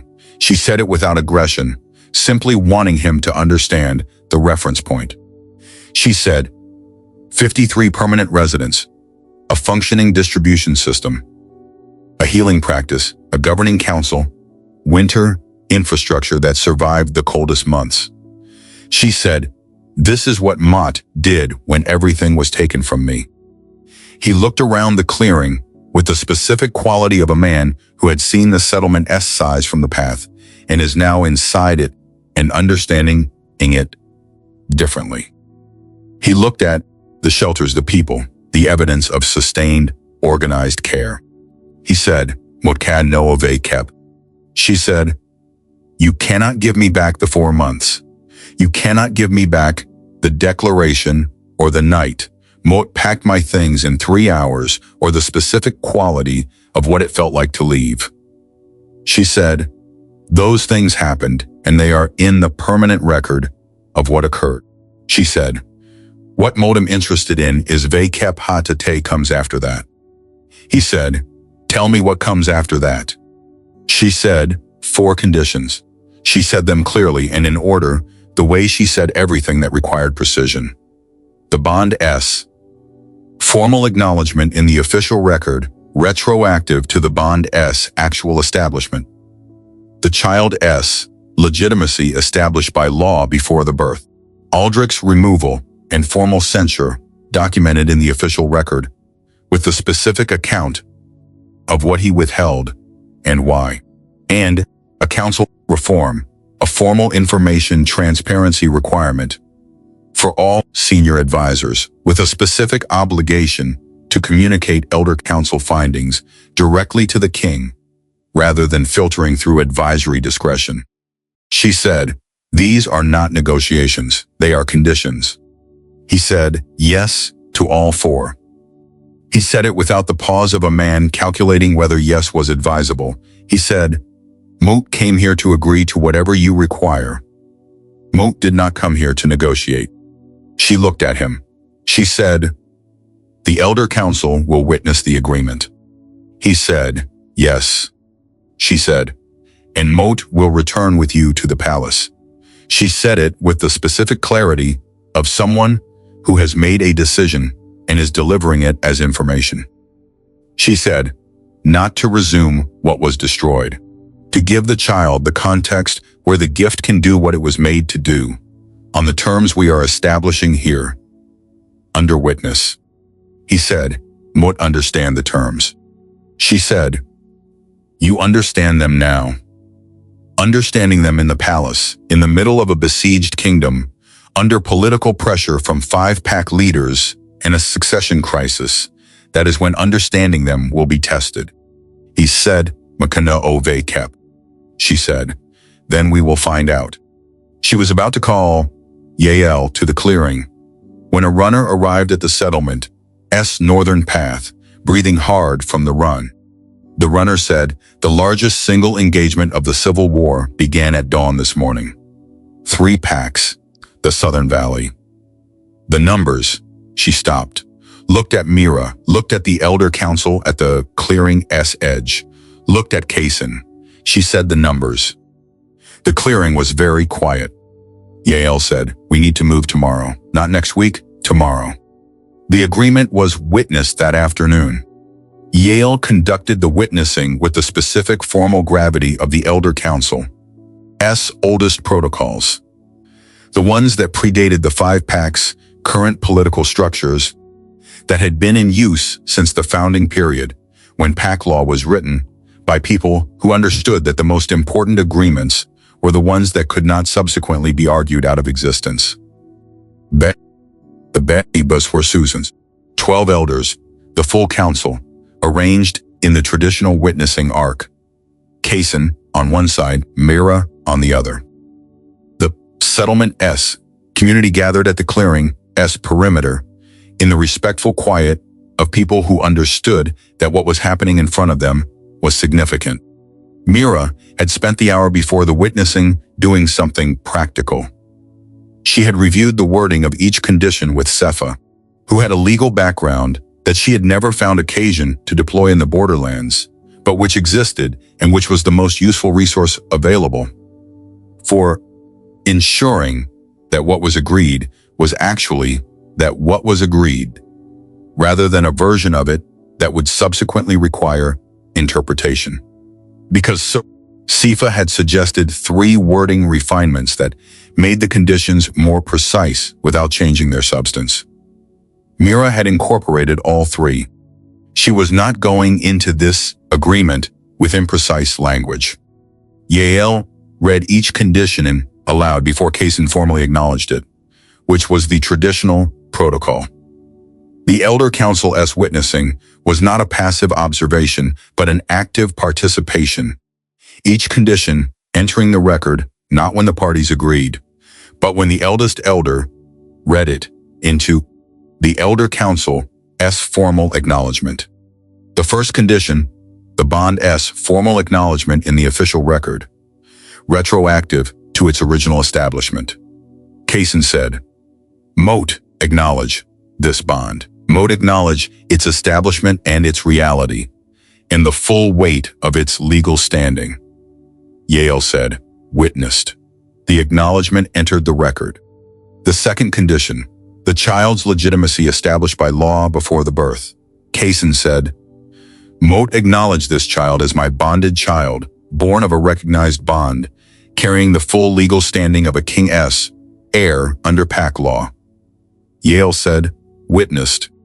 The third condition, Aldrich's removal and formal censure, documented with the specific account of the information he withheld and it was calculation in withholding it. Casen said, "Aldrich is removed from his position and formally censured by royal decree, effective from the date of this agreement. The censure document will contain the complete account of the dual resonance identification, its communication to Aldrich, his receipt and understanding of its legal obligations, and his deliberate decision not to transmit it to the king." Yael said, "Witnessed." The fourth condition, the council reform. The formal information transparency requirement, with specific obligation to communicate Elder Council findings directly to the king. Casen said, "Moat, established by royal decree, the council transparency requirement, effective immediately, obligating all senior advisors to communicate Elder Council findings directly to the king within 24 hours of receipt, with the formal record of communication available for Elder Council audit." Yael said, "Witnessed." Then Yael said, before closing the formal witnessing, "There is one additional item this council wishes to witness, if both parties consent." Mira looked at her. Casen looked at her. Yael said, "This council formally acknowledges its own failure. We received the dual resonance identification in the 4th month of this pregnancy. We communicated it to the King's chief advisor. We did not verify its transmission. We did not communicate directly to the Omega, who carried the child." And she said this constitutes a failure of our obligation to the dual resonance bearer, which our protocols required us to protect directly, rather than through institutional intermediaries. She said, "We are formally amending our protocols to require direct communication to the dual resonance bearer in all future cases, regardless of institutional considerations of standing." She said, "We ask that this acknowledgement be entered into the record beside the condition agreed today, so that the complete picture of what failed is preserved rather than only the part of it that was the King's." Mira said, "Yes." Casen said, "Yes." Yael said, "Witnessed." She closed the formal record. The witnessing was complete. The settlement's community did not cheer or celebrate in any dramatic sense. They were a borderlands community, not given to ceremonial expression, and what they had witnessed was solemn enough that celebration would have felt misaligned. But there was a quality of release in the clearing, a specific settling of something that had been held at tension, and Mira felt it in the ambient frequency of the people around her, and felt the child respond to it. A long, warm ripple, the specific resonance she associated with the child having felt something, and found it correct. Casen looked at Mot Fiher across the clearing. She looked back. She held the look for the specific time it required, and then she said, "We leave tomorrow at dawn." He said, "Yes." She said, "Mot need this evening." He said, "Of course." She turned to find Gara and Tev and the other founding residents of the settlement, the people who had been here before her and with her, and who had made what she built possible. She spent the evening with them, not in the sadness of departure, because she was not departing from them. She was extending what they had built into a wider context, and she needed them to understand this, which required an evening of conversation rather than a farewell. She told them about the Resonance Sanctuary designation she was going to require in the next phase, the formal, legal protection she intended to establish for the settlement. She told them who would govern it in her absence. A council of 5, including Gara and Tev and Sifa, and 2 of the settlement's other long-standing residents. She told them that the resources to sustain it were going to come from the ceasefire compact she intended to negotiate, and that their formal standing was not contingent on her presence, but on the legal structure she was going to build around them. Gara said, "You planned this before the agreement today." Mira said, "Mot planned the conditions as a structure. Everything that needed to happen was going to produce certain opportunities. Mot planned for the opportunities." Tev said, "You are going to be a remarkable queen." She looked at him. She said, "Mot am going to be a remarkable whatever I decide to be." She said it without sharpness, simply accurately. The fire burned down. The settlement settled into its night routines. The runner arrived as Mira was preparing to sleep. The Southern Valley engagement had produced casualties on all 3 pack sides in numbers that made the previous engagements look like skirmishes. The runner said, "There is a ceasefire request from 2 of the 3 pack leaders. They are requesting the Elder Council's mediation." She said, "They heard a rumor." She said, "About the dual resonance, about the borderlands, about what was coming." Yale appeared at Mira's shelter entrance. She said, "We need to move tonight." They rode through the night. Not the full party, Mira, Casen, Yael, and 3 of the senior elders, moving at the pace that her pregnancy could sustain, which was not fast, but was steady. And the remaining 8 elders followed with the settlement's 2 fastest riders, as guides taking a parallel route. They would arrive 6 hours later. The advance party needed to be at the palace before the ceasefire request expired. 2 of the 3 pack leaders had specified a 12-hour window, which was generous for a ceasefire request, and which Yale had assessed as evidence that the Southern Valley's casualties had produced a specific quality of sobriety in the parties involved. Mira rode beside Casen, and neither of them spoke much, which was the correct quality for a night ride with a purpose. They were not at the stage of conversation that needed silence to be managed. They were simply 2 people that had a shared urgent task, who did not yet have the relationship that would make talking on a night ride feel natural rather than effortful. She noted this as accurate information. The palace was visible at dawn. She had not expected to be moved by the sight of it, and she was not moved in the way she might have anticipated. Not the specific grief of someone returning to a place where something was taken from them. She was moved in the way she was moved by the borderlands settlement when she had first built it into something real. The specific recognition of a place where significant things had happened and where more significant things were about to happen, and where her presence was going to matter, in ways that required her full attention. She pressed her hands to her abdomen. The child was awake, not merely active, awake in the specific heightened quality she had come to associate with proximity to significant pack concentrations. The closer they drew to the palace, the stronger the resonance became. A specific escalating warmth that moved from the child outward through her in a wave that was larger than anything she had felt in the borderlands. She said quietly to Casen, "The child is responding to the pack frequencies ahead." He looked at her. He said, "Can you feel what they are feeling?"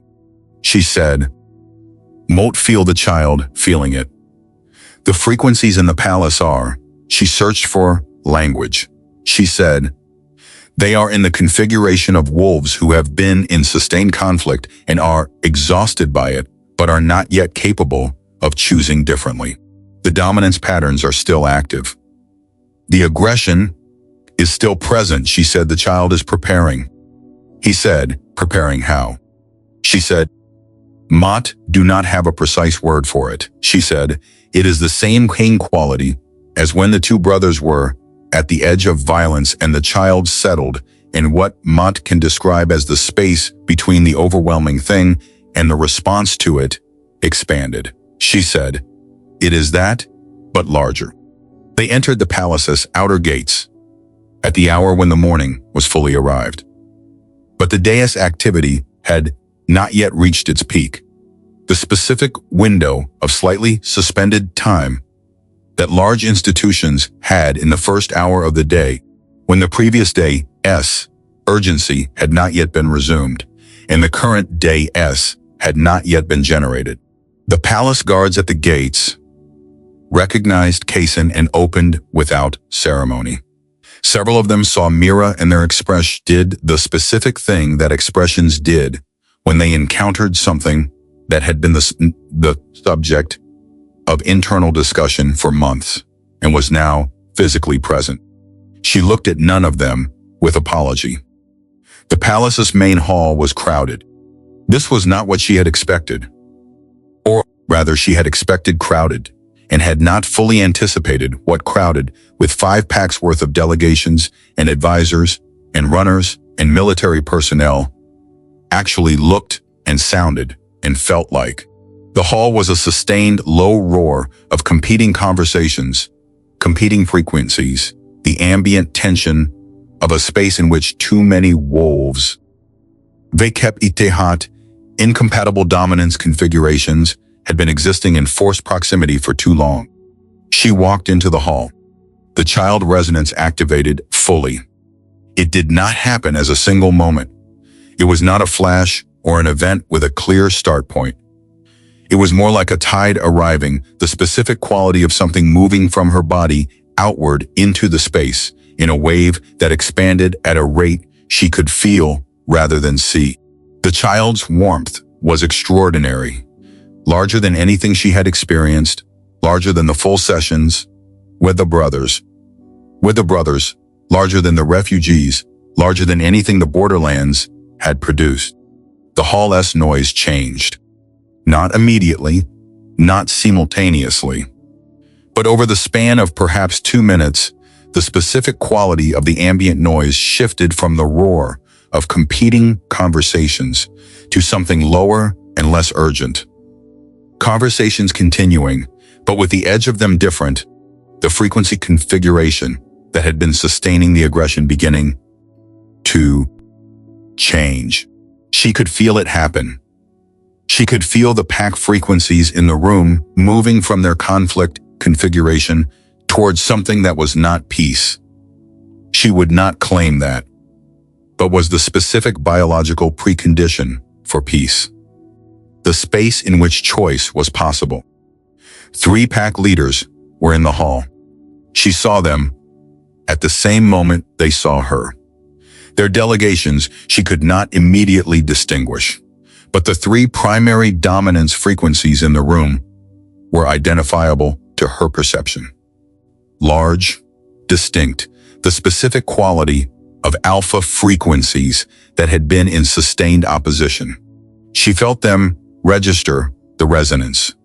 She felt the change in their frequencies, not surrender, not submission, simply the specific settling of dominance patterns that had been held at conflict peak for too long and had just been given the biological environment in which they could lower. The eldest pack leader, a man of 60 she recognized from the Palace's record portraits, looked across the hall and said, to no one in particular, "Perhaps we should speak." She felt the first contraction. She said to Casen very quietly, "More need the birth room now." The birth room was the Palace's eastern chamber. She had specified it before they entered the palace, had told Casen the room she wanted, which was the eastern chamber because it faced the direction of the borderlands and had windows that could be opened and was large enough to work in without the specific claustrophobic quality of smaller palace rooms. He had arranged it. The room was prepared when she arrived. Yale came with her. 2 of the settlement's midwives had been among the elders' traveling party. She had arranged this before leaving the borderlands, because she was a person who arranged things in advance. And they came with her and set up with the efficient quiet of practitioners who knew their work. Because contractions were early, but not unexpected. The labor that presented in response to the proximity of large pack concentrations, producing a resonance escalation, was documented in the ancient texts, which she had read twice in the 3 days she had been sitting with the elders' information.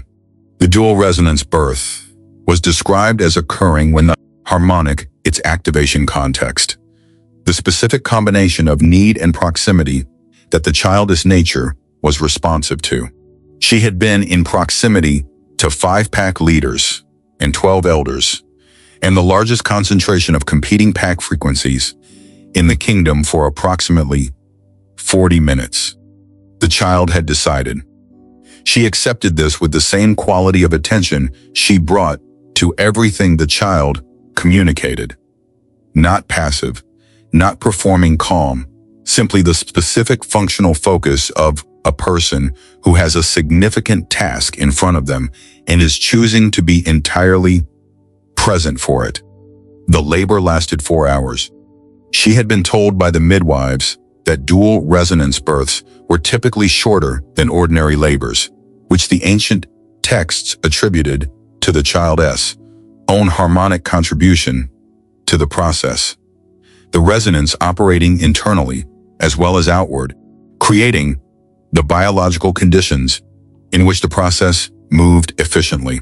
She experienced this as true, not painless, not easy, but moving with a quality of purposefulness that she associated with everything her child did, as though even in birth the child was working towards something.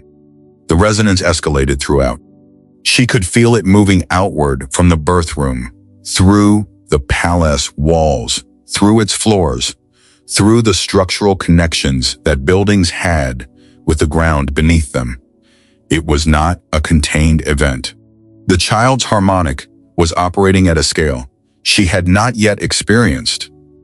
Not the settlement's warm, ambient resonance, but something larger, something that was using the palace itself as a transmission medium, moving through stone and timber and the ground below them, in waves that she could only partially perceive, and that the people outside the room could almost certainly not perceive consciously, but were experiencing anyway. She heard, at the second hour, the specific quality of the hall's sound changing again. The roar of the morning had been replaced by something lower, something that, through the birth room's walls, had the quality of conversation rather than competition, real conversation, the kind that required listening to the other person as much as speaking. She noted this, filed it, returned her attention to what was in front of her. At the 4th hour, the child arrived.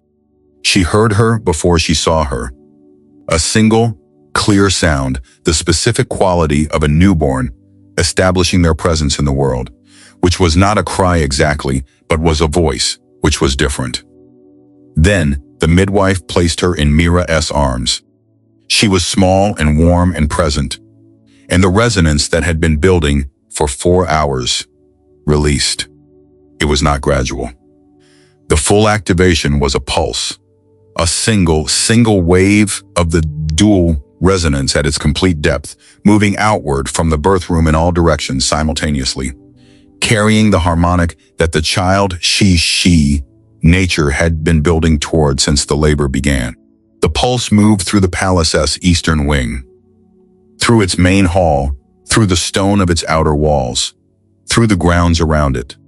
Yale, who was standing at the window, said, "Oh," said quietly, without drama, the specific sound of someone who has read about something for their entire professional life and is now witnessing it. In the main hall, 5-pack leaders went silent simultaneously.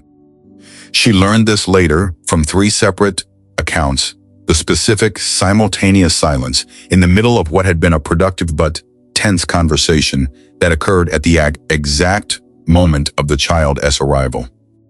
Not confusion, not fear.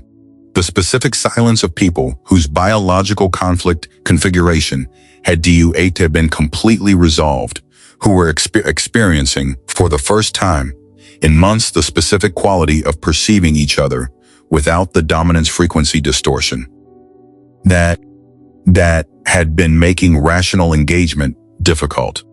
The eldest pack leader said into the silence, "Moat, think we have been fighting because we could not stop."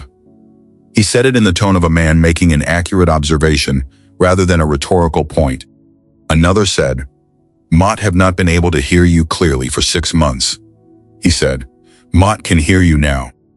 They spoke for 3 hours. In the birth room, Mira held her daughter, and the child's resonance settled into the warm, steady hum that she recognized from the settlement's best moments, the ambient frequency of a space in which good things were possible. She said to her daughter, "Hello," she said. "Moat, no, you have been working. You can rest now." The child was quiet and warm and present. Casen came to the door at the 2nd hour. He stopped in the doorway, which was the correct thing to do. Not entering without permission, not retreating either. She looked at him across the room. She said, "Come in." He came in. He sat on the low chair beside her bed and looked at his daughter with the specific quality of a man whose understanding of what he had nearly destroyed had become entirely concrete. He said nothing for a long time. She said, "She does not have a name yet." She said, "Mutt have been thinking about the Borderlands River, about what Mutt want her to know she came from." He said, "Whatever you choose." She said, "Laren." She said, "The Borderlands River runs to the Eastern Sea." He said, "Laren." Outside the birth room, the 5-pack leaders were still talking. The public assembly was 3 days after the birth. She had specified the timing herself. Not immediately. She needed 3 days, and Lauren needed 3 days. And the 5-pack leaders' ceasefire negotiation needed 3 days to produce something more durable than the initial silence the birth had created. 3 days was the right interval between what had happened and what needed to be said about it. Long enough for the acute quality of the resonance activation to settle into something that could be spoken about clearly, short enough that the speaking had not been delayed into a different kind of silence. She came to the assembly with Laren. This was a choice she had thought about carefully. Bringing the child to a public assembly was not conventional. It was also accurate. The child's presence was the entire reason the assembly was happening, and representing the situation without. The child's physical presence would have been a performance of something rather than the thing itself. She stood at the assembly's center with Laren in her arms, and the 5-pack leaders arranged in the traditional arc, and the elder council behind her, and the palace court in the outer ring, and Casen to her left, which was the position she had specified. Not in front, not behind. Beside, which was what beside was for. She spoke first. She said, 4 months ago, Moat left this palace in the dark before dawn, with everything Moat could carry and nothing Moat had been given. She said it without the specific edge of someone performing grievance. In the plain register of someone stating facts that required stating because the record needed to be complete. She said Moat left because the king had declared the bond disputed and the child illegitimate, and because remaining in a place that had made that declaration while Moat carried a child who deserved better was not something Moat was willing to do. She said Moat kept a note to describe what happened, specifically because the specific account matters for kept hatate. This assembly is going to decide and what changes as a result of it. She said, the Elder Council identified the dual resonance in the 4th month of my pregnancy. She said, they communicated this identification to the King's chief advisor, Aldrich, with a formal recommendation that the king be informed immediately. She said, Aldrich received this communication, understood its legal implications, understood that the dual resonance identification legally required the bond's immediate formal recognition and the child's legitimacy to be established without delay, and made the deliberate calculation that transmitting this information would destroy the succession framework he had spent 2 years building. She said he did not transmit it. She said the king made his decision in the absence of information that would have made the decision he made legally impossible to make. She said, Moat am not making a claim about what he would have decided with full information. Moat am stating the fact that he did not have it, and the reason he did not have it, and who is responsible for that reason. She said, Moat am also stating that Moat have accepted the king's acknowledgement and of his own participation in this. His failure to ask the question that would have produced the information. His acceptance of a convenient answer over a complete one. She said, both things are in the permanent record. The advisor's deliberate concealment and the king's failure to require complete information. Both. She looked at the 5-pack leaders. She said, Moat am telling you this not because the past requires more processing. Moat am telling you because the governance structure that produced this outcome is the same governance structure in which you are being asked to invest your pack's cooperation through the ceasefire compact. She said, you need to know what failed, specifically, before you can assess whether what is being built to replace it is sufficient. Yale spoke next. She said, the Elder Council formally acknowledges its own failure, which has been entered into the witnessing record. She said, our protocols required direct communication to the dual resonance bearer. We communicated through an institutional intermediary. We are amending our protocols. The amendment is in the record. Casen spoke last. He said, Moat formally acknowledged the bond. Moat formally acknowledge Laren as my bonded child and heir, carrying full legal standing under pack law. He said, Aldrich has been removed from his position and formally censured by royal decree. The full account of his actions in the official record. He said, the council transparency requirement is established by royal decree. He said, Moat am proposing the 4 additional governance reforms that the Star Navigator, he paused, corrected himself, and said her name, that Mira has specified as conditions for the ceasefire compact establishment, which Moat will present to this assembly for the pack leaders' ratification. He said Moat did not know what Moat was destroying when Moat made the declaration. That is the complete truth, and it does not excuse what Moat did, and Moat am not presenting it as an excuse. Moat am presenting it as the accurate account of a man who failed to require complete information in a moment that required it, and who is standing here because a woman who had every reason not to come back decided that the child's gift was larger than what Mort cost her.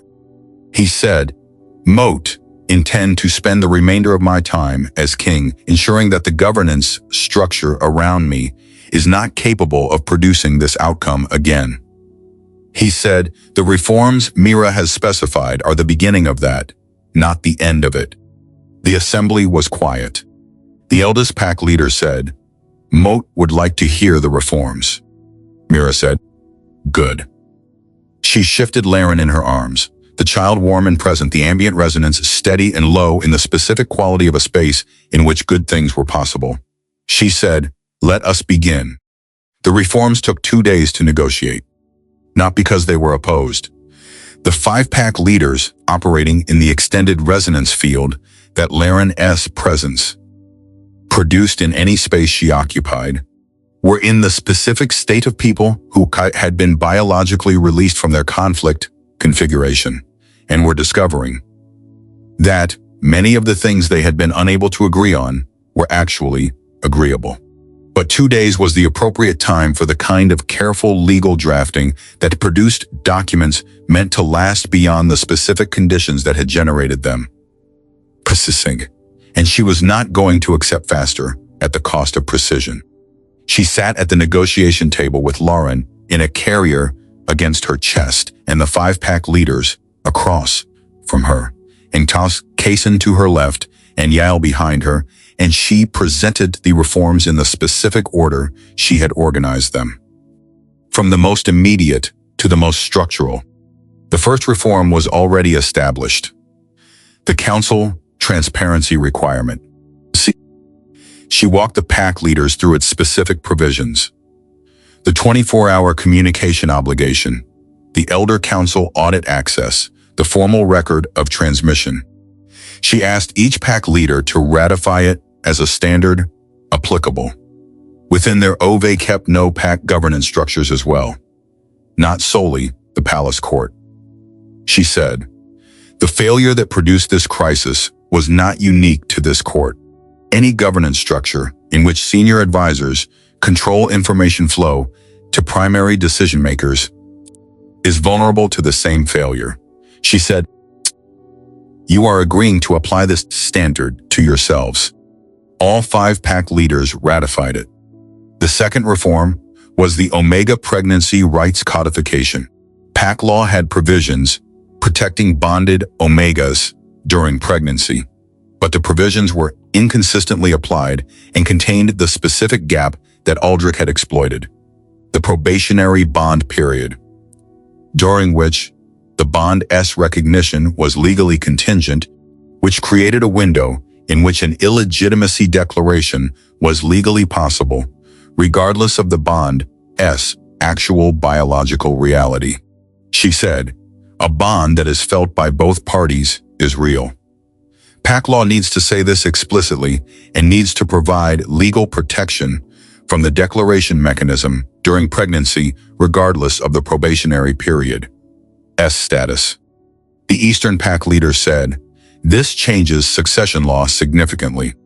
She said, "Yes," she said, "succession law that can be used as a weapon against a pregnant Omega is succession law that requires changing." The Eastern Pack leader was quiet for a moment. Then he said, "Mort have a daughter who is bonded?" She said, "Yes." She said, "Then you understand why this matters beyond this specific case." He said, "Mort ratify it." All 5 ratified. The third reform was the Elder Council's dual resonance protocol, which Yael presented on behalf of the council. The direct communication requirement, the formal obligation to the dual resonance bearer, the Elder Council's internal accountability structure that would be subject to pack leader audit for the first 5 years. The pack leaders ratified it unanimously and without discussion, which was the specific quality of a reform that addressed a failure all parties had already acknowledged. The fourth reform was the most complex. She called it the Borderlands Sanctuary Recognition, and she presented it with the specific care of something she had built herself and was not willing to see compressed into an afterthought. The settlement's formal legal designation as a resident sanctuary, protected status, permanent legal standing, resource allocation from all 5 pact territories through the ceasefire. Compact S shared responsibility framework, governed by its own subject only to the Elder Council's mediation in disputes, not to any single PAC-S authority. The Northern PAC leader said, "You are proposing a permanent unaffiliated community with formal legal recognition." He said, "This creates a precedent." She said, "Yes." She said, "The precedent is that people who have been excluded from PAC structures deserve a place that is legally protected rather than informally tolerated." She said, "The settlement exists because Mott needed somewhere to go. Other people will need somewhere to go. The precedent modem establishing is that somewhere exists." He said, "PAC leaders have historically opposed formal unaffiliated communities on the grounds that they undermine PAC cohesion." She said, "PAC cohesion that requires the exclusion of those it cannot accommodate is not cohesion. It is a system that produces people with nowhere to go, and then is surprised when those people find a shehat other and build something." He looked at the child in the carrier against her chest. He looked at the other PAC leaders. He said, "The settlement that this woman built in 4 months. They kept to hat, nothing saved the Borderlands PAC dynamics from 2 separate flash conflict situations that would have drawn our forces in." She said this matter-of-factly, as information. He said, "Moat ratify it." The remaining 4 ratified. The ceasefire compact was drafted that evening by a joint team of legal advisors from all 5 PACs in the palace court, with Sepha, who had traveled with the elders from the Borderlands, reviewing the final language for the precision Mira required. She reviewed the final document herself before signing, reading every clause with the attention she had given to the conditions in the Borderlands clearing. It was correct. She signed it. Casen signed it. All 5 PAC leaders signed it. Yale sealed it with the Elder Council's formal witnessing mark, which made it the most comprehensively witnessed legal document in the 5 PAC's history. The parties, the king, the entire Elder Council, and the formal record of what had produced the necessity for it in the first place. She picked up Laren from the carrier and held her properly, both hands supporting the child's weight, the specific warmth of the resonance present between them in the way it always was. Laren was awake, looking at the negotiation room's ceiling with the unfocused attention of a 3-day-old encountering the world visual information for the first time. Mira said, quietly, the first day of the rest of it. Casen beside her said, "Yes." She looked at the signed compact on the table. She said, "Now we go to the Borderlands." She said, "The settlement needs to know they are protected." They rode to the settlement on the 6th day after the birth. This pace was slower than the return journey had been. The urgency of the ceasefire had driven that ride, and this ride was driven by something different. She would not have called it calm exactly, but it had the quality of 2 people moving toward something they had chosen, rather than something they were running toward or away from. Laren traveled in the carrier, against her chest, warm and present. The ambient resonance her daughter produced, shifting in subtle ways as the landscape changed, lower and broader in the open borderlands, specific and responsive in the settlements they passed through. The child apparently reading the frequencies around her with the same patient attention she brought to everything. Casen rode beside her. They had been talking more in the 6 days since the birth than in the entire period before it combined. Not the careful, formal exchanges of the conditions negotiation, not the urgent, practical discussion of the ceasefire, but the specific, ordinary conversation that people had when they were in proximity without an immediate crisis to manage, and were discovering whether the space between crisis and crisis contained anything worth inhabiting. She had been discovering that it did. This was information she was treating with the appropriate caution, not suppressing it, because suppressing accurate information was something she had decided months ago she was not going to do anymore, but not overinterpreting it either. What she knew was that he talked to her the way she had remembered him talking to her in the Eastern Courtyard evenings.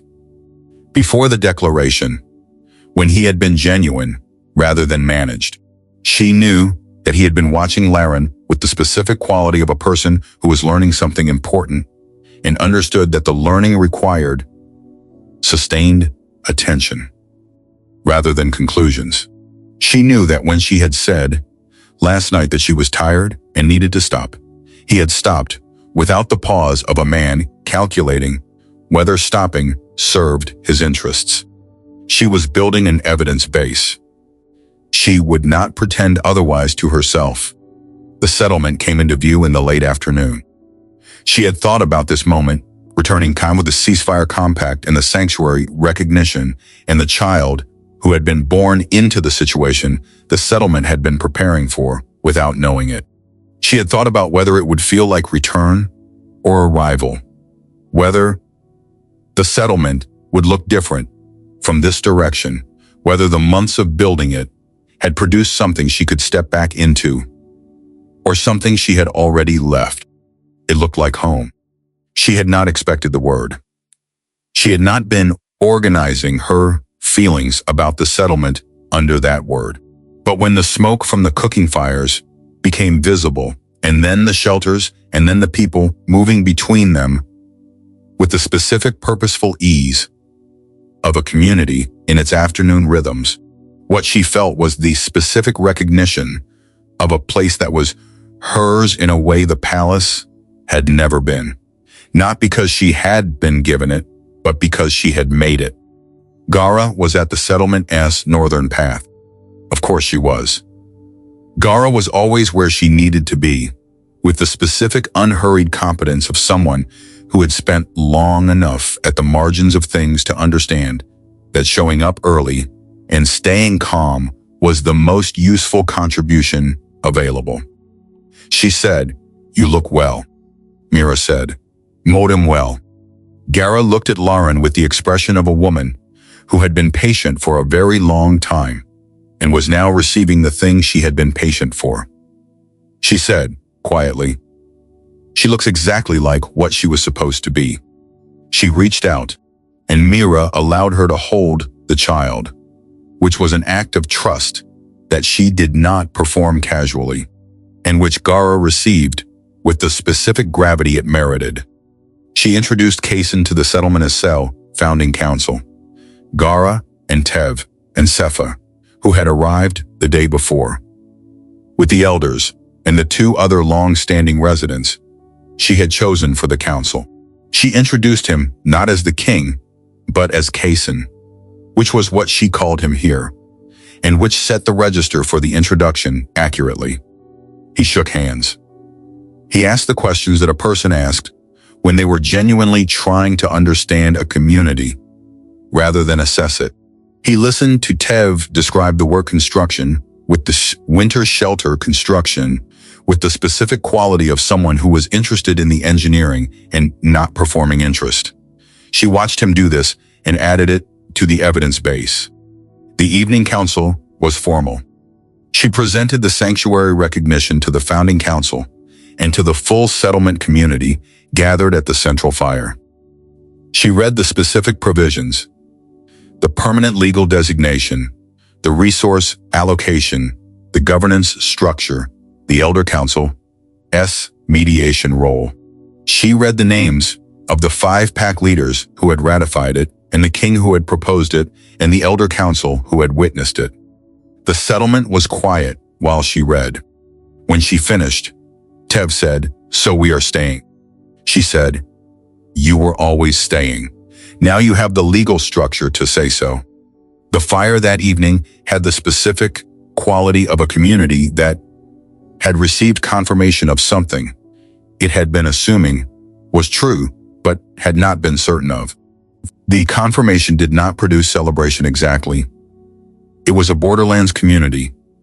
They did not celebrate in the formal sense, but it produced a specific settling, a quality of ease that she recognized as the sound of people who had been holding something at Moat feet tension and had just been told they could put it down. She sat beside Casen at the fire, not touching, not performing intimacy, simply at the same fire, with the settlement around them and Laren in the carrier against her chest and the cold spring night overhead and the specific quality of a moment that had the word earned behind it. He said, quietly, "Mott have been trying to find the right moment to say something." She said, "There may not be a right moment. Say it." He said, "Mot can no, Ove kept that. What Mot did cannot be exchanged for anything. Mot know that the terms and the compact and the reforms are not a transaction. They are what was owed, regardless of whether you accepted them." He said, "Mot am not saying this to reopen what was agreed." He said, "Mot am saying that Mot wants you to know that Mot see what you built here. Mot see who you became here." He said, "Mot did not know who you were when you were in the palace, because the palace was not a context in which you could be fully yourself, and Mott did not question why you were smaller there than you should have been." He said, "Mot am sorry for that specific thing, not as part of the formal accounting, as something Mot need to say to you directly, separately, because it is true." She looked at the fire. She said, "Mot know you are." She said it with the specific quality of someone who has been watching accurately for months and has assessed what they see as genuine. She said, "The evidence supports it." He said, with the quality of someone who had heard this phrasing several times and had decided it was one of his favorite things about her. "The evidence supports it." She said, "Yes." Laren made a small sound against her chest. Not distress, the specific sound of a child who is well and is reporting this fact. She adjusted the carrier. She looked at the fire. She looked at Casen. She said, "Mot am not ready to tell you what comes next between us." She said, "Mot am telling you honestly that Mot do not know yet, which is different from no."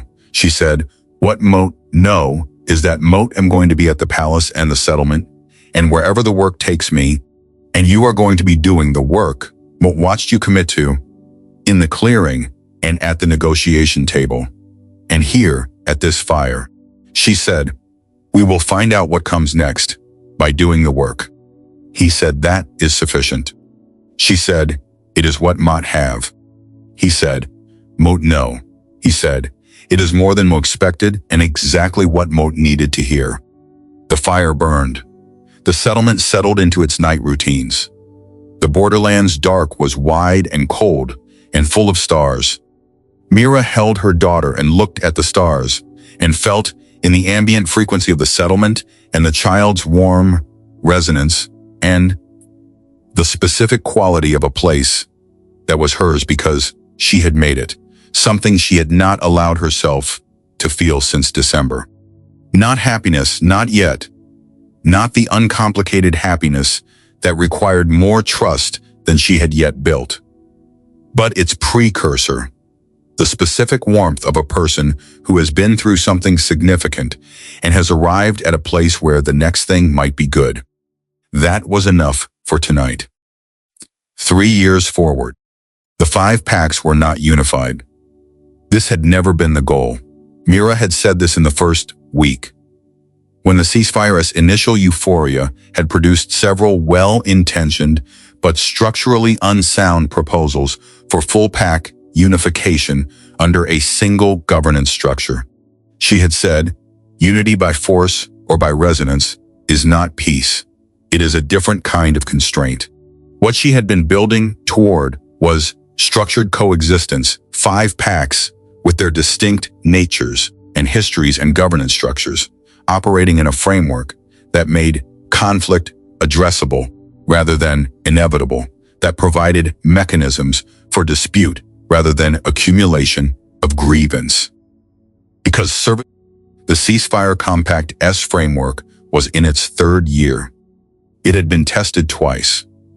The first test had been 7 months after the signing, when a water rights dispute between the eastern and northern packs had produced the specific early-stage conflict TED, indicators that Mira had learned to read in the settlement and that the Elder Council, new monitoring protocols, now tracked formally. The dispute had been brought to the Elder Council mediation process, which had produced a resolution in 6 weeks. Slow by negotiation standards. Fast by the standards of a dispute that had historically escalated to armed conflict within 3 months. The resolution was in the permanent record. The precedent of using the mediation process rather than armed response was more valuable than the specific resolution. The second test had been a succession dispute within the Southern Pac, which had the potential to produce exactly the kind of internal conflict that had escalated into the Civil War. Laren had been 11 months old. Mira had traveled to the Southern Territories with the child, which was not a military intervention or a diplomatic deployment. She had simply gone with the Elder Council XS coordination to be present in the context where the resonance could do what it did. The succession dispute had taken 4 weeks to resolve. The Southern Pac S Council had chosen their successor through a process that all parties accepted, which was not the outcome anyone had predicted. 3 months earlier, the Dual Resonance Archive had been established in the Palace S Eastern Library. It contained the ancient texts, the historical records of the previous Dual Resonance Child S period, the documentation of Lauren S. identification and birth, and the events that followed. It also contained, as Yale had described as the secondary function of the Dual Resonance S presence, the beginning records of related harmonics being identified in the broader population. Not dual resonance that remained singular, as the text had said it would, but harmonic gifts, the specific Pac frequency sensitivity that the dual resonance presence catalyzed in people with latent capacities. 3 had been formally identified in the first year, say. A young Omega from the Western Pac territories with a gift for bond damage assessment that exceeded anything the Pac healers had previously documented. A border wolf whose Pac frequency reading could identify imminent conflict escalations.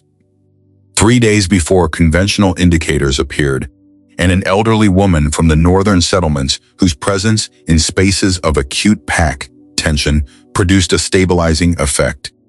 She had spent 60 years attributing to luck and personality. The Elder Council had established a formal harmonic registry. Mira had written its foundational protocols. She had written them with the specific precision of someone who understood that the most important part of building a system was ensuring that the system did not replicate the failure that had made its creation necessary. The Registry S protocols included direct communication requirements, consent provisions, and the explicit prohibition against a harmonic registry in registry identification being used in any political or succession calculation without the identified individual S formal consent. She had not been subtle about why these provisions existed. The settlement was a town of 412 people. Gara and Tev were its co-chairs on the elected council, a position they occupied with the specific combination of warmth and stubbornness that had characterized their management of the settlement from its founding. Sepha had established a legal practice in the town, the first formal legal representation available to unaffiliated wolves in the borderlands history, which was either a modest development or an enormous one, depending on how one measured it, and Mira measured it as enormous. The town had 3 healers, trained in pack bond stabilization. She had trained them herself over the first year, giving the practice, the language, and the work and the framework and the formal protocols that the palace had refused it when it had been hers alone. One of them was the young woman from the Western Pack, whose harmonic gift had been identified through the registry. Her bond damage assessment capacity, combined with the healing practice and stabilization techniques, had produced something more effective than either had been separately. Mira visited the town 4 times a year. She lived at the palace, which she had decided with the specific clarity of someone who had weighed the options and chosen the one that served the most purposes. The governance work was at the palace. The Compact S implementation, the transparency requirement S ongoing monitoring, the harmonic registry S development. The work required her to be where the work was. She also lived at the palace because Casen was at the palace. This was true in the specific, accurate way. She acknowledged all things that were true. They had built something, not the same thing they would have built if the declaration had never happened. She had been clear with herself about this from the beginning, that the thing before and the thing after were not the same thing. A thing and the after could not pretend to be the before. What they had built was a thing that the before had not had the conditions to produce, a relationship between 2 people who had been through something and had emerged from it with a more accurate understanding of each other than the Eastern courtyard evenings had allowed. She trusted him. Not completely, not yet, not in the specific way that trust arrived after a very long time of consistent evidence without violation, but sufficiently in the specific way that trust arrived after 3 years of watching someone do the work they said they would do and not stop when it became inconvenient. He read everything before he signed it. She had been watching for this consistently, and it remained true. Laren was 3 years old. She was the specific combination of her parents that children were. Her mother's quality of attention and her father's height already suggesting itself in the proportion of her limbs, the borderlands river, in her name and in her instinct, which was to press both palms to the earth when she was outside and tell whoever was nearest what she felt there. She described it as the way everything is connected underneath. Mira held her when she said this and looked at whatever her daughter was looking at and said, Mutka no ovekep. She meant it in all the ways it could be meant. The child that had been declared illegitimate and born into a besieged palace and named after a borderlands river was 3 years old and pressing her palms to the ground and describing, in the vocabulary of a 3-year-old, the foundational reality of the dual resonance. That the connections between living things were not metaphorical, but actual, not symbolic, but biological, not aspirational, but present and accessible, and already working beneath everything, waiting for the conditions in which they could be felt. Mira pressed her own palms to the ground beside her daughter. She felt it. The warmth, the connection, the world as it actually was, underneath everything it performed. She said, yes, she said, that is exactly right. Her story has come to an end, but our journey together continues. If you found this story inspiring and meaningful, please like the video to support me. Don't forget to subscribe to the channel and turn on notifications so you don't miss the next empowering stories. And if you have any thoughts about the characters, her journey, or want to share your own story, please comment below. Moat really look forward to reading and chatting with you.